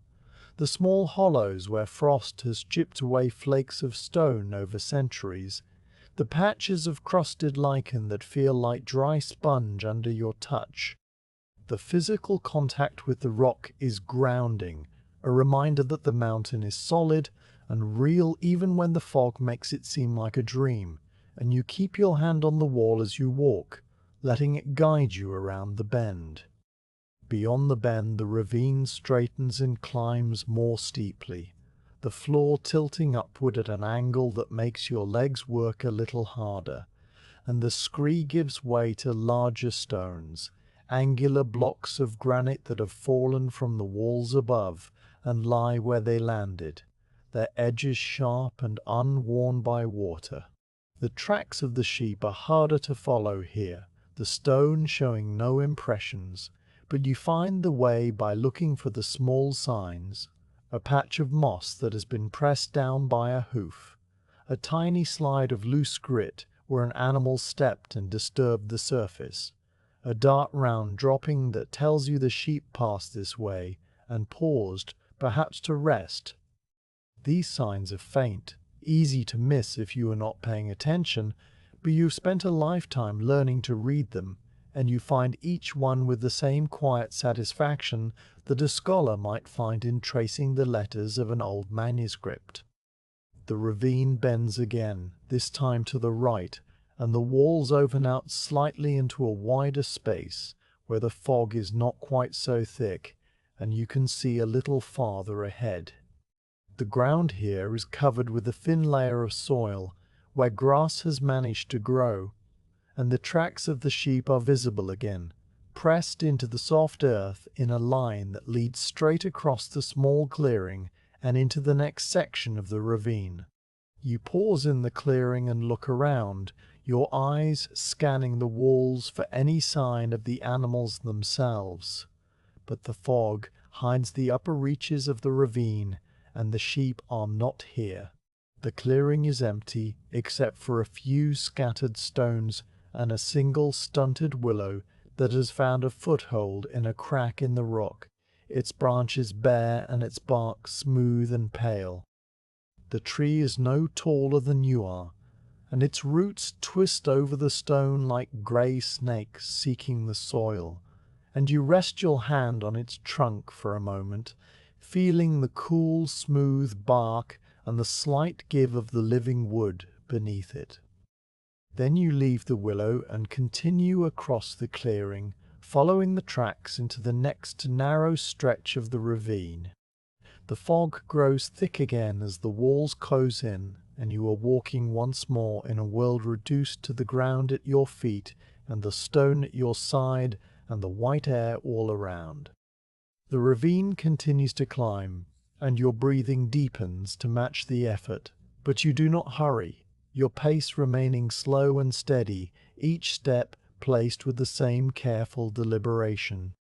The tracks ahead are still clear, the hoof prints spaced evenly, showing that the sheep are still moving at their calm, unhurried pace, not alarmed by anything, simply walking farther into the mountain for reasons of their own. You wonder briefly what drew them up here, whether it was the fog confusing their sense of direction or simply the instinct to explore the higher pastures, but the wondering is idle and without urgency, a small curiosity that drifts through your mind and then passes on, because the reason does not matter.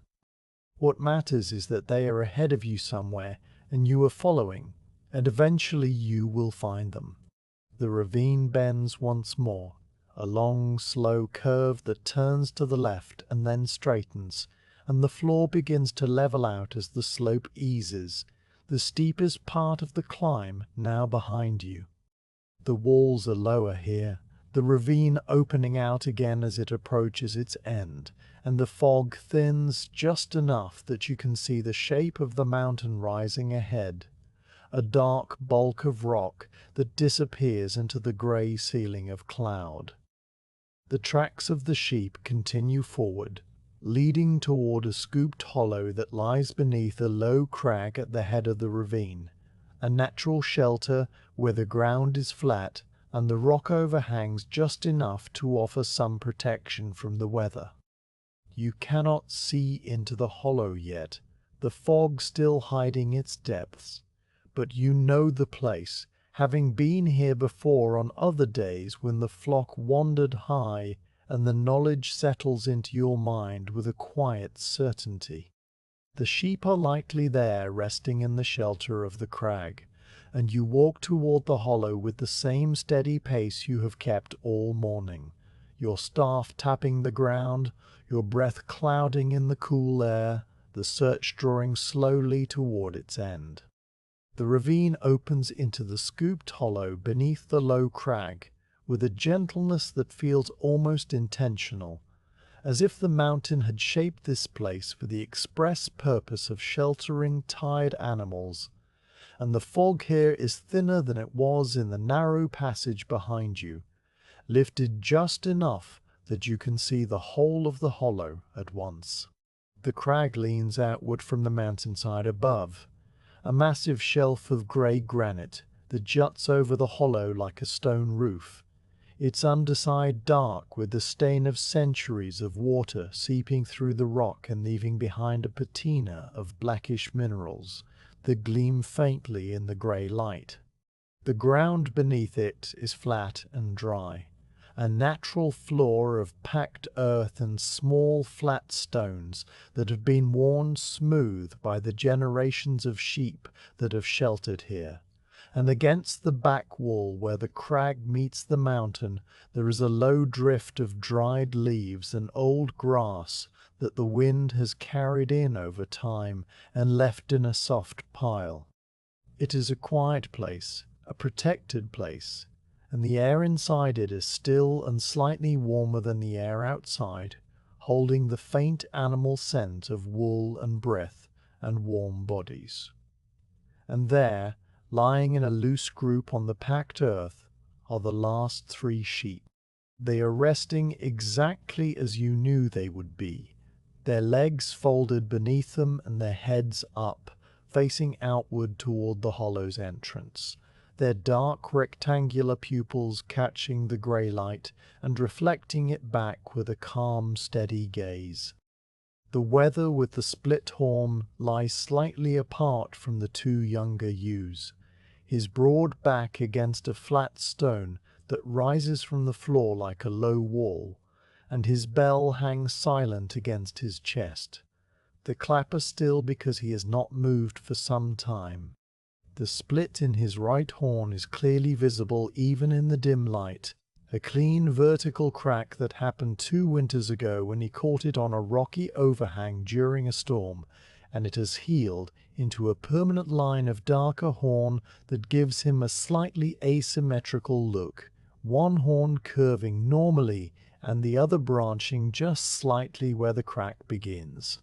He watches you with the same calm he has always shown, his jaw moving in the slow sideways circle of cud chewing, and you can hear the soft grinding sound of his teeth from where you stand, a quiet rasp that is the most contented sound a sheep can make. The 2 younger ewes are curled together near the back wall, their fleeces pressed close so that they look almost like a single animal, and they are also chewing cud, their eyes half closed in that state of peaceful rest that sheep can maintain for hours. Their bells are silent too, the iron clappers resting against the iron sides without moving, and the collars are dark with moisture from the fog they walk through to reach this place. One of them blinks slowly as you watch, her long pale lashes sweeping down and then up again, and then she turns her head just slightly to look at you more directly, acknowledging your presence without alarm or surprise, as if she had been expecting you all along and simply wondered when you would arrive. You stand at the entrance to the hollow, and you do not move for a long while, because there is something in the sight of them lying there so peacefully that asks you to be still. The sense of completeness that settles into your body is a quiet thing, not a thrill or a relief, but simply the absence of the small gentle tension that has been with you all day. The awareness of the missing animals, the open count at the fold, the search that was not yet finished. Now the count is no longer open, the flock no longer incomplete, and the knowledge sits in your chest like a warm stone, solid and calm. You lean your staff against the rock wall of the hollow, and you lower yourself to sit on a flat stone near the entrance, your back against the cool granite, and you let the stillness of the place fill you the way the fog has filled the mountain, quietly and completely. The sheep continue their slow chewing, and their bells remain silent, and the fog drifts past the entrance to the hollow in slow grey curls that never quite enter the sheltered space. You watch the fog move for a while, your eyes following the patterns of its drift, the way it thickens and thickens again, the way it curls around the edge of the crag and then dissolves into the still air of the hollow. The light has begun to change almost imperceptibly, the pearly grey behind the fog shifting towards something deeper, a soft pewter tone that tells you the day is moving into its later hours, even though the fog still hides the sun. You notice the change without concern, because there is still time enough to gather the sheep and make the long walk back down the mountain before the true dark comes, and you let yourself stay seated for a while longer, giving the animals their rest and taking your own. The weather shifts his weight, and one of his hooves makes a small scraping sound on the packed earth, and then he rises in that sudden way that sheep rise, a quick unfolding of legs and a heave of the body, and he stands with his head low and his bell swinging just enough to give a single soft chime, the first sound his bell has made since you arrived. The chime seems to wake the two ewes, and they also rise, first one and then the other, shaking themselves in the same full-body shudder that the old dark-faced ewe made when you freed her from the briars, a rippling shake that travels from shoulders to tail and sends a fine spray of moisture into the air. Their bells chime too, two higher notes that ring against the low stone ceiling of the crag and then fade, and then the three sheep stand looking at you with their calm, quiet faces, waiting to see what you will do next. You rise from your stone seat and take up your staff, and you speak to them in a low murmur, the same soft sound you used when you were working the briars free, a voice that carries no command but only a gentle acknowledgement. The words themselves do not matter, only the tone, and the sheep understand the tone as they have always understood it. A sound that means the shepherd is here and all is well and it is time to move. The wether takes a step toward you and then stops, waiting, and the two ewes follow his lead, their small hooves making soft clicks on the stone, and you turn and begin to walk out of the hollow and back down the ravine, your staff tapping its steady rhythm on the ground, the sheep falling into step behind you with the same unhurried pace they have kept all day. The journey down the ravine is a slow retracing of the path you climbed earlier, but it feels different now because the flock is with you and the search is over, and the only task remaining is the simple work of walking home. The fog in the ravine is still thick, but you know the way now, your feet remembering the turns and the loose stretches of scree, and you lead the sheep with the confidence of someone who has walked this ground 100 times. The animals follow without hesitation, their bells chiming now with the movement of their walking, a soft, irregular music that fills the ravine and echoes faintly off the stone walls. The weather's bell rings its bright D, the two ewes chime their higher notes, and the sound of the three bells together is a small melody that belongs to this particular flock on this particular day, a sound you would know anywhere among 100 others. You reach the small clearing with the stunted willow, and the tree looks exactly as it did when you passed it on the way up, its bare branches pale against the grey fog, its roots twisting over the stone.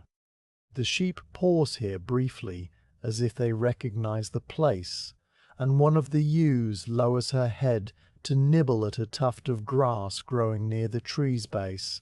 pulling the blades free with a soft ripping sound before she lifts her head again and continues walking. You wait for her without impatience, your staff planted, your eyes resting on the willow and the clearing and the sheep, and then you all move on together, the ravine narrowing again as it bends left and begins to descend more steeply. The loose scree on the steeper section requires more care on the way down than it did on the way up, and you take your time testing each step with your staff and placing your feet on the larger stones where the footing is more certain. The sheep manage the scree better than you do, their small hard hooves finding purchase on the shifting stones with the instinctive skill of animals that have spent their whole lives on mountain slopes, and they move ahead of you a little way, their bells chiming with each step until they reach the stretch of firmer ground where the seep spreads its dark wet moss across the floor of the ravine.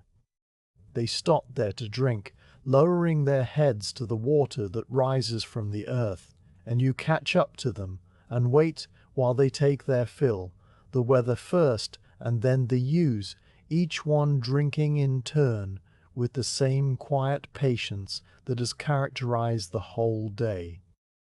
Beyond the seep, the ravine opens out onto the high pasture, and you step out of the narrow stone corridor into the wider world of grass and boulders and low stone walls.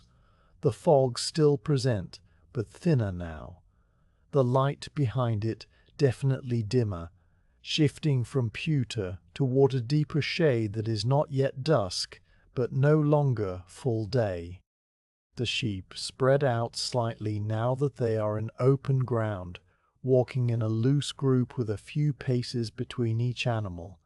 and you let them, because there is no need to keep them close on the broad slope, and they know the way as well as you do.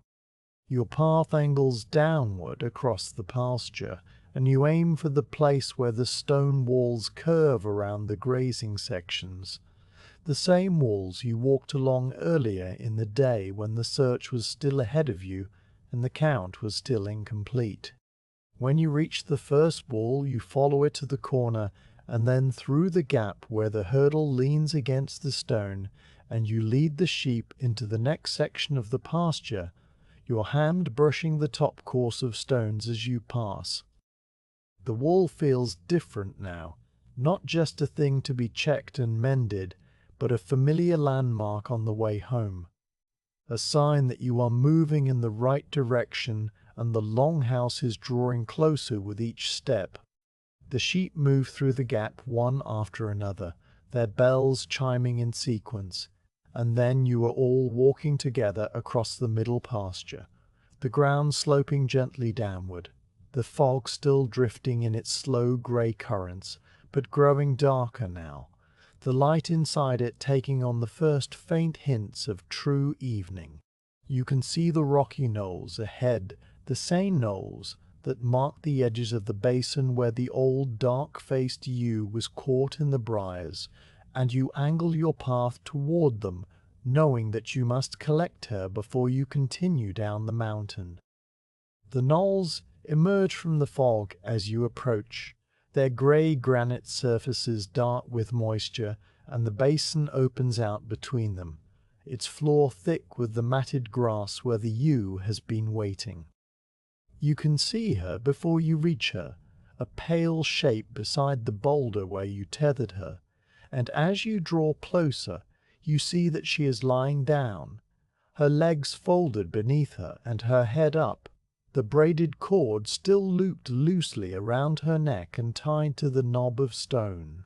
She rises when she sees you, the same quick unfolding of legs, and her bell gives its low gene, the mellow note that you first heard this morning in the fog,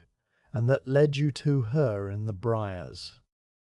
You walk to her and untie the cord with a single pull of the hitch, coiling it and tucking it back into your pouch, and then you rest your hand on her back for a moment, feeling the warmth of her fleece and the steady rise of her breathing, before you turn and lead her to join the others. The flock is now complete, all 5 of the missing sheep gathered and walking together, the bells making their soft mixed music in the quiet air. You walk at the rear of the group, your staff tapping, your body tired in the good way that comes from a full day of walking, and the sheep amble ahead of you with their heads low and their bells chiming, and the fog slowly darkening around them as the evening begins to settle over the mountain. The gathered flock moves ahead of you in a loose strand of grey and white bodies that drift across the darkening pasture like slow clouds, and you guide them not back into the ravine, but along a gentler traverse that cuts across the slope toward the long ridge path. The route you chose for the return because it is wide and easy, and asks nothing of the animals except that they walk. The fog has begun its slow retreat from the lower shoulders of the mountain, lifting in uneven veils that reveal new portions of the landscape, and then hide them again, and the world is a patchwork of visible ground and white obscurity, shifting constantly, never the same from one moment to the next. Your staff taps the earth in its steady cadence, and the bells of the sheep chime in their scattered sequence, and the sound of the flock moving together is a quiet music that belongs to the late afternoon, a sound as old as shepherding itself. The traverse takes you past the last of the high pasture walls, their grey stones now softened by the deepening light, the lichen on their surfaces no longer pale sage, but a muted blue-grey that seems to absorb the dusk before it has fully arrived. You touch the top course of the last wall as you pass, a small gesture of farewell to the high grazing, and then you step beyond it onto the open mountain shoulder where the ridge path begins. The path here is not a single track, but a broad band of short turf and flat stone that follows the contour of the mountain in a long, slow curve, wide enough that 3 men could walk abreast, and certainly wide enough for the sheep to spread out and amble without crowding each other. They do spread out, as you knew they would, the weather taking the lead and the ewes following in a loose formation that shifts and reforms with each step. And you walk at the rear where you can see them all, your staff tapping, your eyes moving from one animal to the next, and then out into the fog that still hides the long view. As you walk the ridge, the fog begins to thin in earnest. Not all at once, but in a gradual lifting that feels like a great slow exhalation of the mountain, the white air pulling back from the slopes and revealing the darker shapes of the world beneath. To your right, the ground falls away steeply into a great emptiness that you know to be the valley, and for a while there is nothing to see there but the soft grey wool of the retreating mist. But then the mist parts for a moment, and you catch a glimpse of the distant hills beyond the valley, dark blue-grey shapes that seem to float on a sea of cloud, their ridges sharp against the paler sky. The sight is a familiar one, the view from the ridge on any evening when the fog lifts, but it catches at your attention nonetheless, and you pause for a moment with your staff planted, looking out at the far hills that have emerged from the white-like islands appearing at low tide. The sheep do not pause. They continue walking, their bells chiming, and after a moment you follow them, the view already fading back into the mist as the fog closes the gap it opened and then opens another elsewhere. A slow dance of revelation and concealment. The ridge path is a comfortable route for walking, its surface mostly level with only a very gentle downward slope, and your body settles into the rhythm of it with the ease of long practice. The ground underfoot is a mix of short grass and flat stones that have been pressed into the earth by the weight of countless feet, and your steps make a soft crunching sound on the gravelly patches and a near-silent shush on the grass. The sheep ahead of you move at their own pace, which is slow and unhurried and frequently interrupted, because the grass along the ridge is good grazing, tough and short and sweet from the exposure to the sun on clear days, and they stop often to pull at it, their heads lowering and their bells falling silent as they tear the blades free. You wait each time, your staff resting, your gaze moving out across the fog-shrouded valley or up toward the ridge above you, where the mist still clings to the highest rocks, and the waiting is not a burden, but a quiet space of stillness that fits naturally into the rhythm of the return. One of the younger ewes finds a patch of clover at the edge of the path and stops to graze it thoroughly, her small teeth working with a rapid, delicate motion, and the rest of the flock drifts to a halt around her, as if by unspoken agreement, until she has finished and lifts her head and resumes walking. The wether stands with his head up during this pause, his bell chiming once when he shifts his weight, and he looks out across the valley with the same calm expression he wore in the hollow beneath the crag, his split horn catching the grey light in a way that makes the crack look like a deliberate marking, a line of darker horn that tells a story only he knows. You study the back of his head as you wait, the shape of his ears, the way his fleece grows in a whorl between his shoulder blades, details that are as familiar to you as the grain of the wood in your staff. And then the ewe finishes her clover, and the flock moves on, and you move with them. The fog continues its slow retreat, and now you can see more of the ridge ahead, the path curving around the shoulder of the mountain in a long arc that will eventually bring you to the steeper descent toward the home field.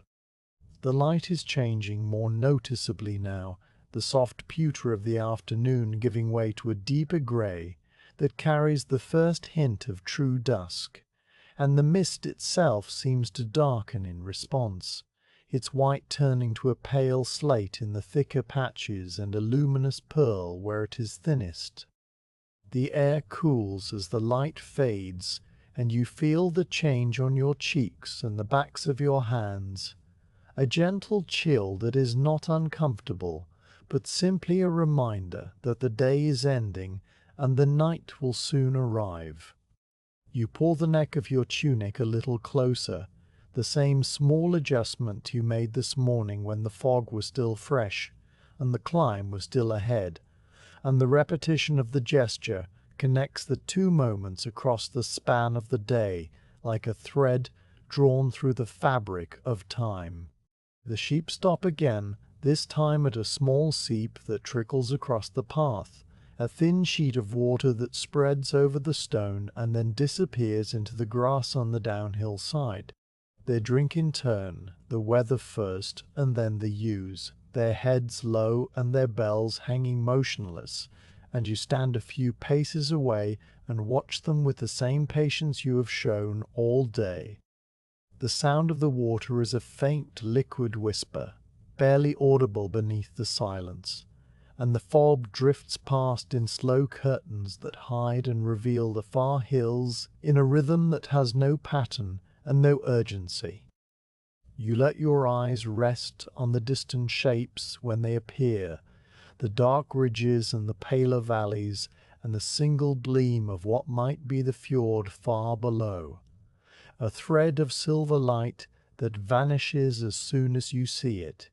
and you do not strain to see more, or hold the image in your mind.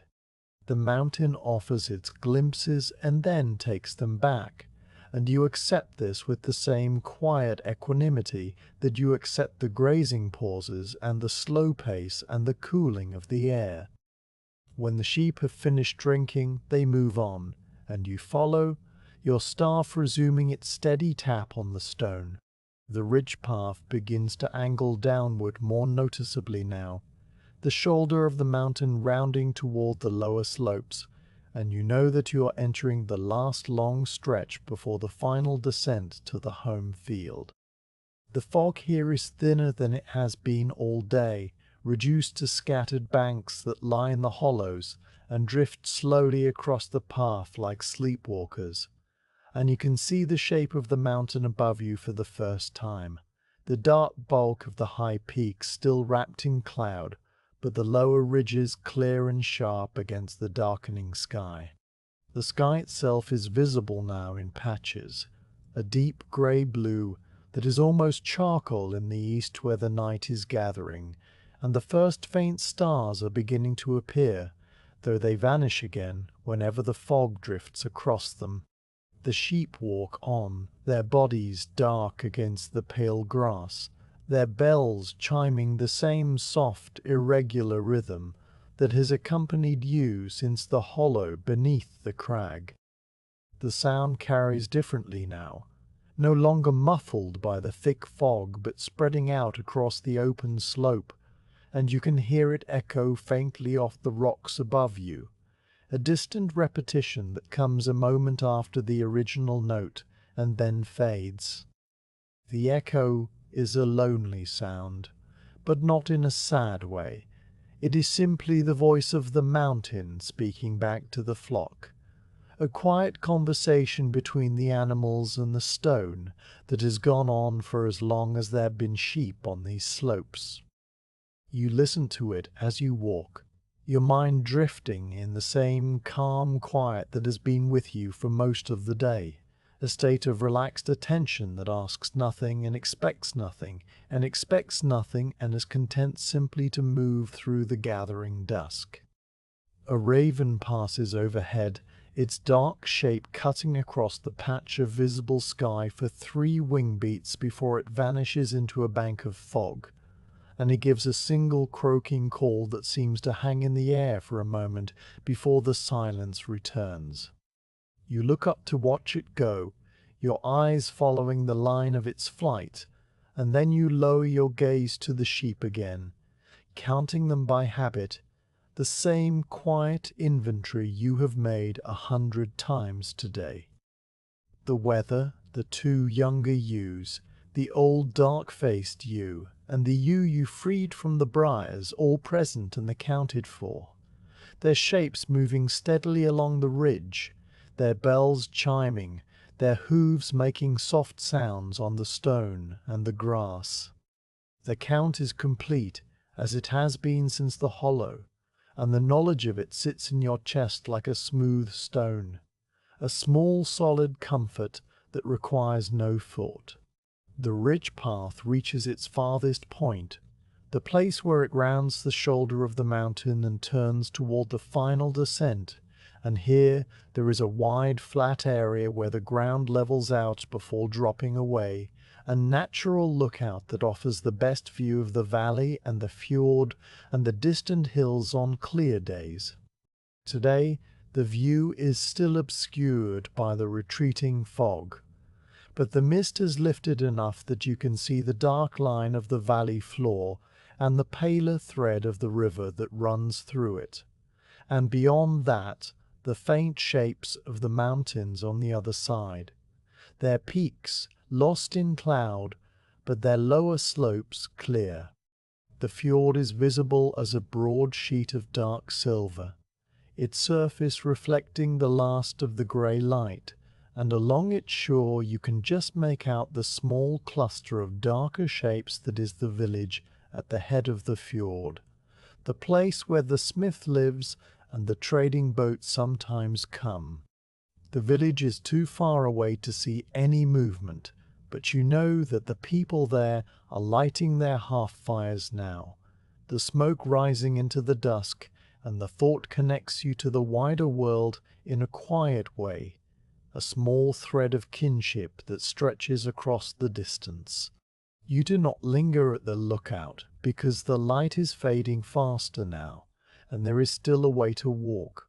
But you slow your pace just slightly as you pass, letting your eyes take in the view one more time, before the fog closes over it again. The sheep do not slow. They have reached the point where the path begins to descend, and they start down it with the same calm deliberation they have shown all day, their bodies angled slightly against the slope, their hooves finding the familiar footholds in the rocky ground.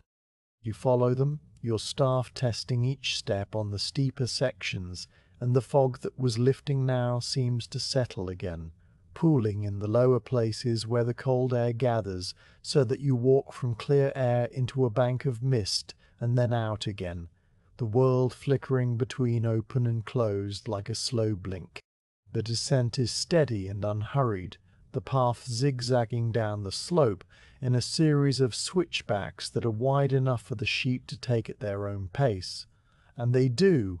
stopping occasionally to nibble at a tuft of grass or to sniff at a patch of moss, their bells chiming with each movement.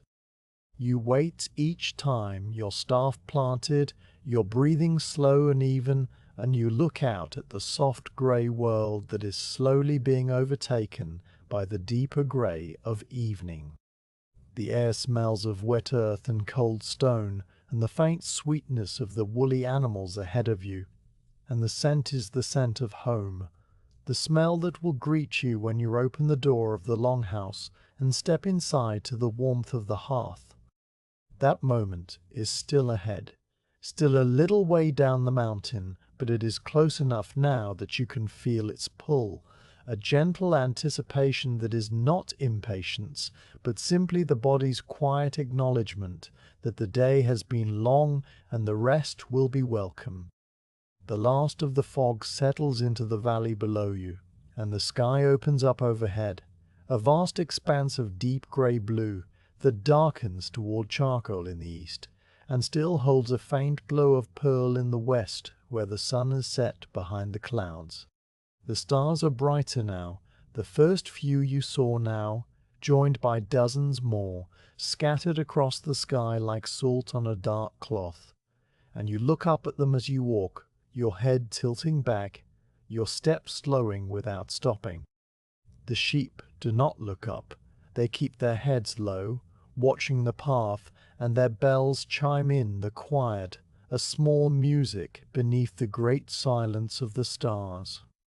You lower your gaze and continue walking, your staff tapping, your body tired and calm. The flock moving ahead of you in a dark line that follows the familiar path toward the fold and the longhouse and the long night that waits. The fold emerges from the deepening dusk as a low dark shape against the paler darkness of the mountainside, its thatched roof a rough line that breaks the smooth curve of the slope, and the sheep recognize it before you do, lifting their heads and quickening their pace just slightly, a subtle shift from amble to purposeful walk that tells you they are ready for the shelter of the walls and the comfort of the dry earth floor. The last colour has drained from the sky, the deep grey blue of early evening giving way to a near black that is still translucent, still holding a faint memory of light in the west, where the sun set behind the clouds hours ago, and the stars are now fully out, scattered across the vast darkness in their thousands, cold and clear and infinitely distant. The fog has dissolved into the night, not blown away, but simply absorbed, its droplets settling into the grass and the heather and the crevices of the stone walls, leaving the air clean and sharp and cold enough that your breath still makes a small cloud, though it is smaller now, a wisp rather than a plume, because the air is drier than it was in the high pasture.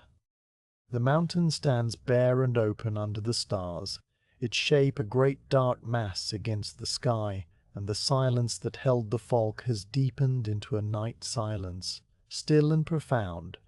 broken only by the small sounds of the flock, and the tap of your staff and the dip of your staff and the distant faint rush of the stream far below. You reach the fold just as the last light fades from the west, and you swing the woven hurdle gate open with the same motion you've used since you were old enough to be trusted with the task, the leather hinges creaking softly, the willow withies smooth and dry under your hand. The sheep file past you one by one, their bodies brushing against the gateposts, their bells giving a few final chimes as they step onto the packed earth inside, and then falling silent as they find their places, the sound of their hooves a soft rustling shuffle that settles gradually into stillness. You stand beside the gate, and you count them as they enter, speaking the numbers in a low murmur, the same quiet ritual you performed this morning when the fog was fresh and the flock was incomplete. And this time the count builds steadily and without interruption. 5, 9, 12, 17, 23, 30, and finally 37, the full number, the missing 5 restored and walking through the gate with the same calm patience with which they have done everything today. The old dark-faced ewe passes close enough that you can smell the warm wool of her fleece, and the faint tang of the briar patch still clinging to her, and you touch her back lightly as she goes by, a small farewell to the day's work, and then the last ewe enters, and the fold is full. You pull the gate closed and fit the wooden bar into its brackets, a length of seasoned birch that has been worn smooth by generations of hands, its surface dark with age and use, and you slide it home with a firm push that sends a low thud through the gateposts and into the quiet air. The bar sits solidly in its brackets, and you test it with a brief shake, a habit so old you do not think about it, and it holds firm, the gate secure, the flock safe for the night. You lean your staff against the outer wall of the fold, and you walk around the inside perimeter, checking the walls for any gaps or loose stones that might trouble the sheep in the darkness.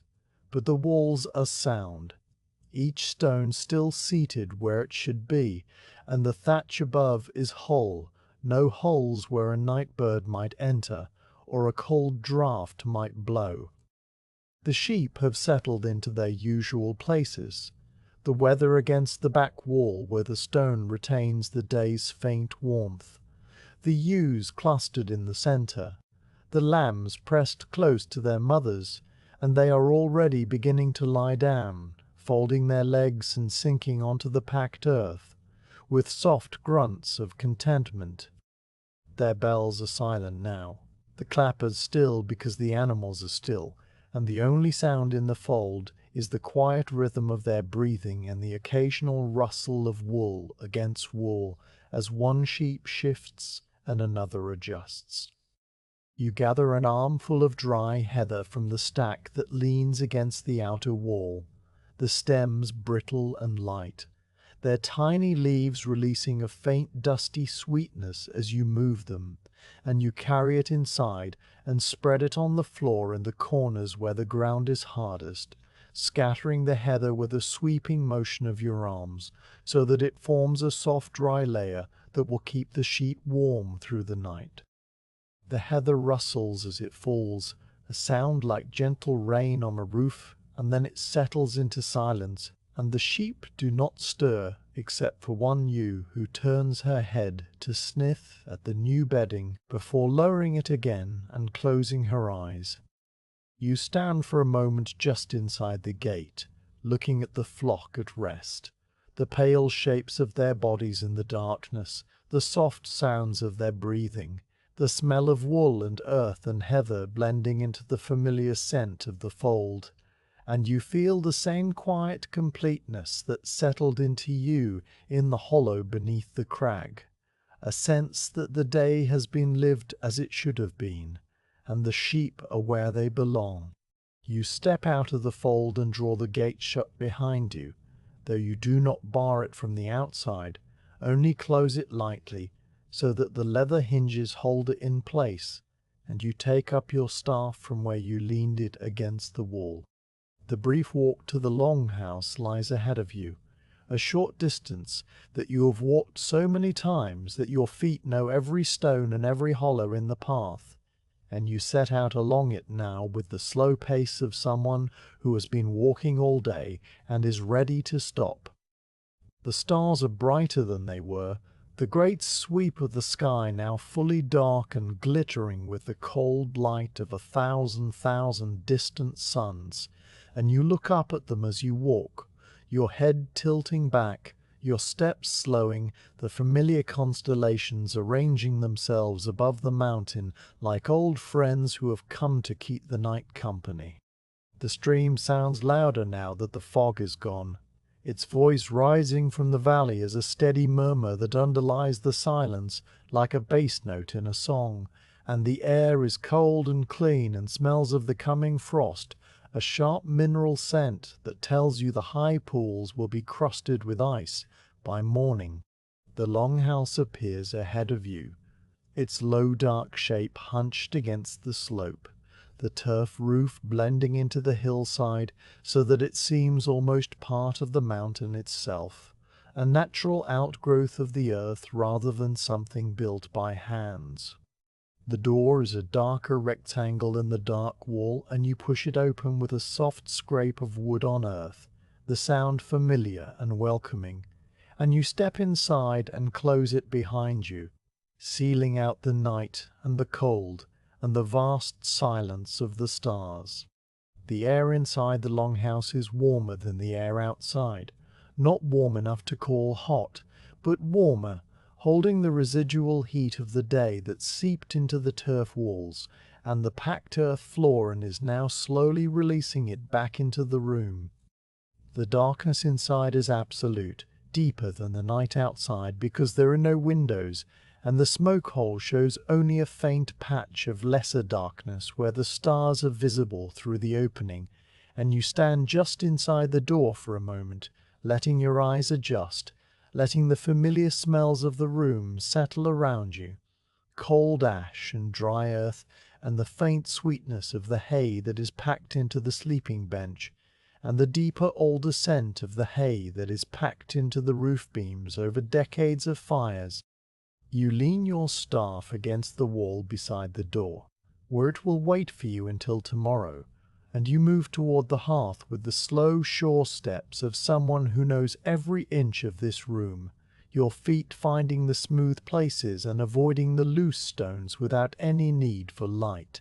The hearthstone lies at the center of the room, a great flat slab of granite that is still faintly warm when you crouch beside it and press your palm to its surface, the heat of last night's fire not yet entirely gone. The stone retaining the memory of the flames, the way the mountain retains the memory of the day's thin sunlight. You can see the embers now, a faint orange glow deep in the ash where the heart of the fire still lives, and you blow on them gently, your breath the soft, steady stream that stirs the ash and wakes the embers until they brighten, their color deepening from a dull orange to a brief flicker of red. Enough light to see by, enough warmth to light a new flame. You take the soapstone lamp from its niche in the wall beside the hearth, a small bowl carved from pale grey stone that is soft to the touch and warm in your hand, and you hold it near the embers while you add a few shreds of dried moss as tinder. The moss catching almost immediately, a tiny flame springing up with a soft puff that illuminates the bowl and your fingers and the floor around you in a small circle of warm yellow light. The wick is made of twisted wool, and it draws the oil up from the reservoir in the bottom of the lamp. The oil, a clear golden liquid rendered from the fat of sheep, and you watch the flame steady and grow until it is burning evenly, a small steady light that fills the long house with a soft glow and sends the shadows dancing slowly on the turf walls. You set the lamp on the flat stone beside the hearth, where it will burn through the evening and into the night, and you sit back on the sleeping bench with a long, slow exhale, your body finally still after a day of walking and climbing and kneeling and standing and walking again. The bench is padded with a thick layer of hay and covered with woolen blankets, and you pull one of the blankets over your legs, the wool rough and warm, the weight of it a comfort. There is a small piece of work that you have been meaning to finish, a leather rein that needs oiling, and you reach for it now from the shelf where it hangs, a strip of cowhide about the length of your arm, its surface dry and slightly stiff from use. You take the small pot of oil from the shelf as well, rendered sheep fat mixed with a little beeswax, and you sit on the bench with the rein across your knees and the lamp casting its warm light over your hands. You dip your fingers into the oil, which is cool and smooth and smells faintly of the animal it came from, and you begin to work it into the leather with slow circular motions, your fingers tracing the length of the rein from one end to the other, pressing the oil into the fibers, feeling the leather soften and become supple under your touch. The motion is repetitive and calming, the same small circle repeated over and over, and your mind drifts with it, not thinking of anything in particular, simply resting in the quiet of the long house and the warmth of the lamp and the deep silence of the night outside. The rain becomes softer as you work, the dry patches disappearing, the color deepening from a pale tan to a rich brown, and you turn it over and oil the other side, your fingers moving in the same slow circles, the oil glistening in the lamplight. You will do this for as long as it takes, and then you will hang the rein back on its peg and let it rest until morning, when it will be ready for use, strong and flexible and preserved against the wear of the coming season. The task is small and unimportant in the grand scheme of things, but it is the kind of task that fills the evening, that gives the hand something to do while the mind settles, and you do it with the same patient attention that you gave to the briars and the stone wall and the counting of the flock. Because this is what a shepherd's life is made of, 1,000 small acts of care repeated day after day, until they become as natural as breathing. When the rein is oiled to your satisfaction, you set it aside and wipe your fingers on a scrap of wool,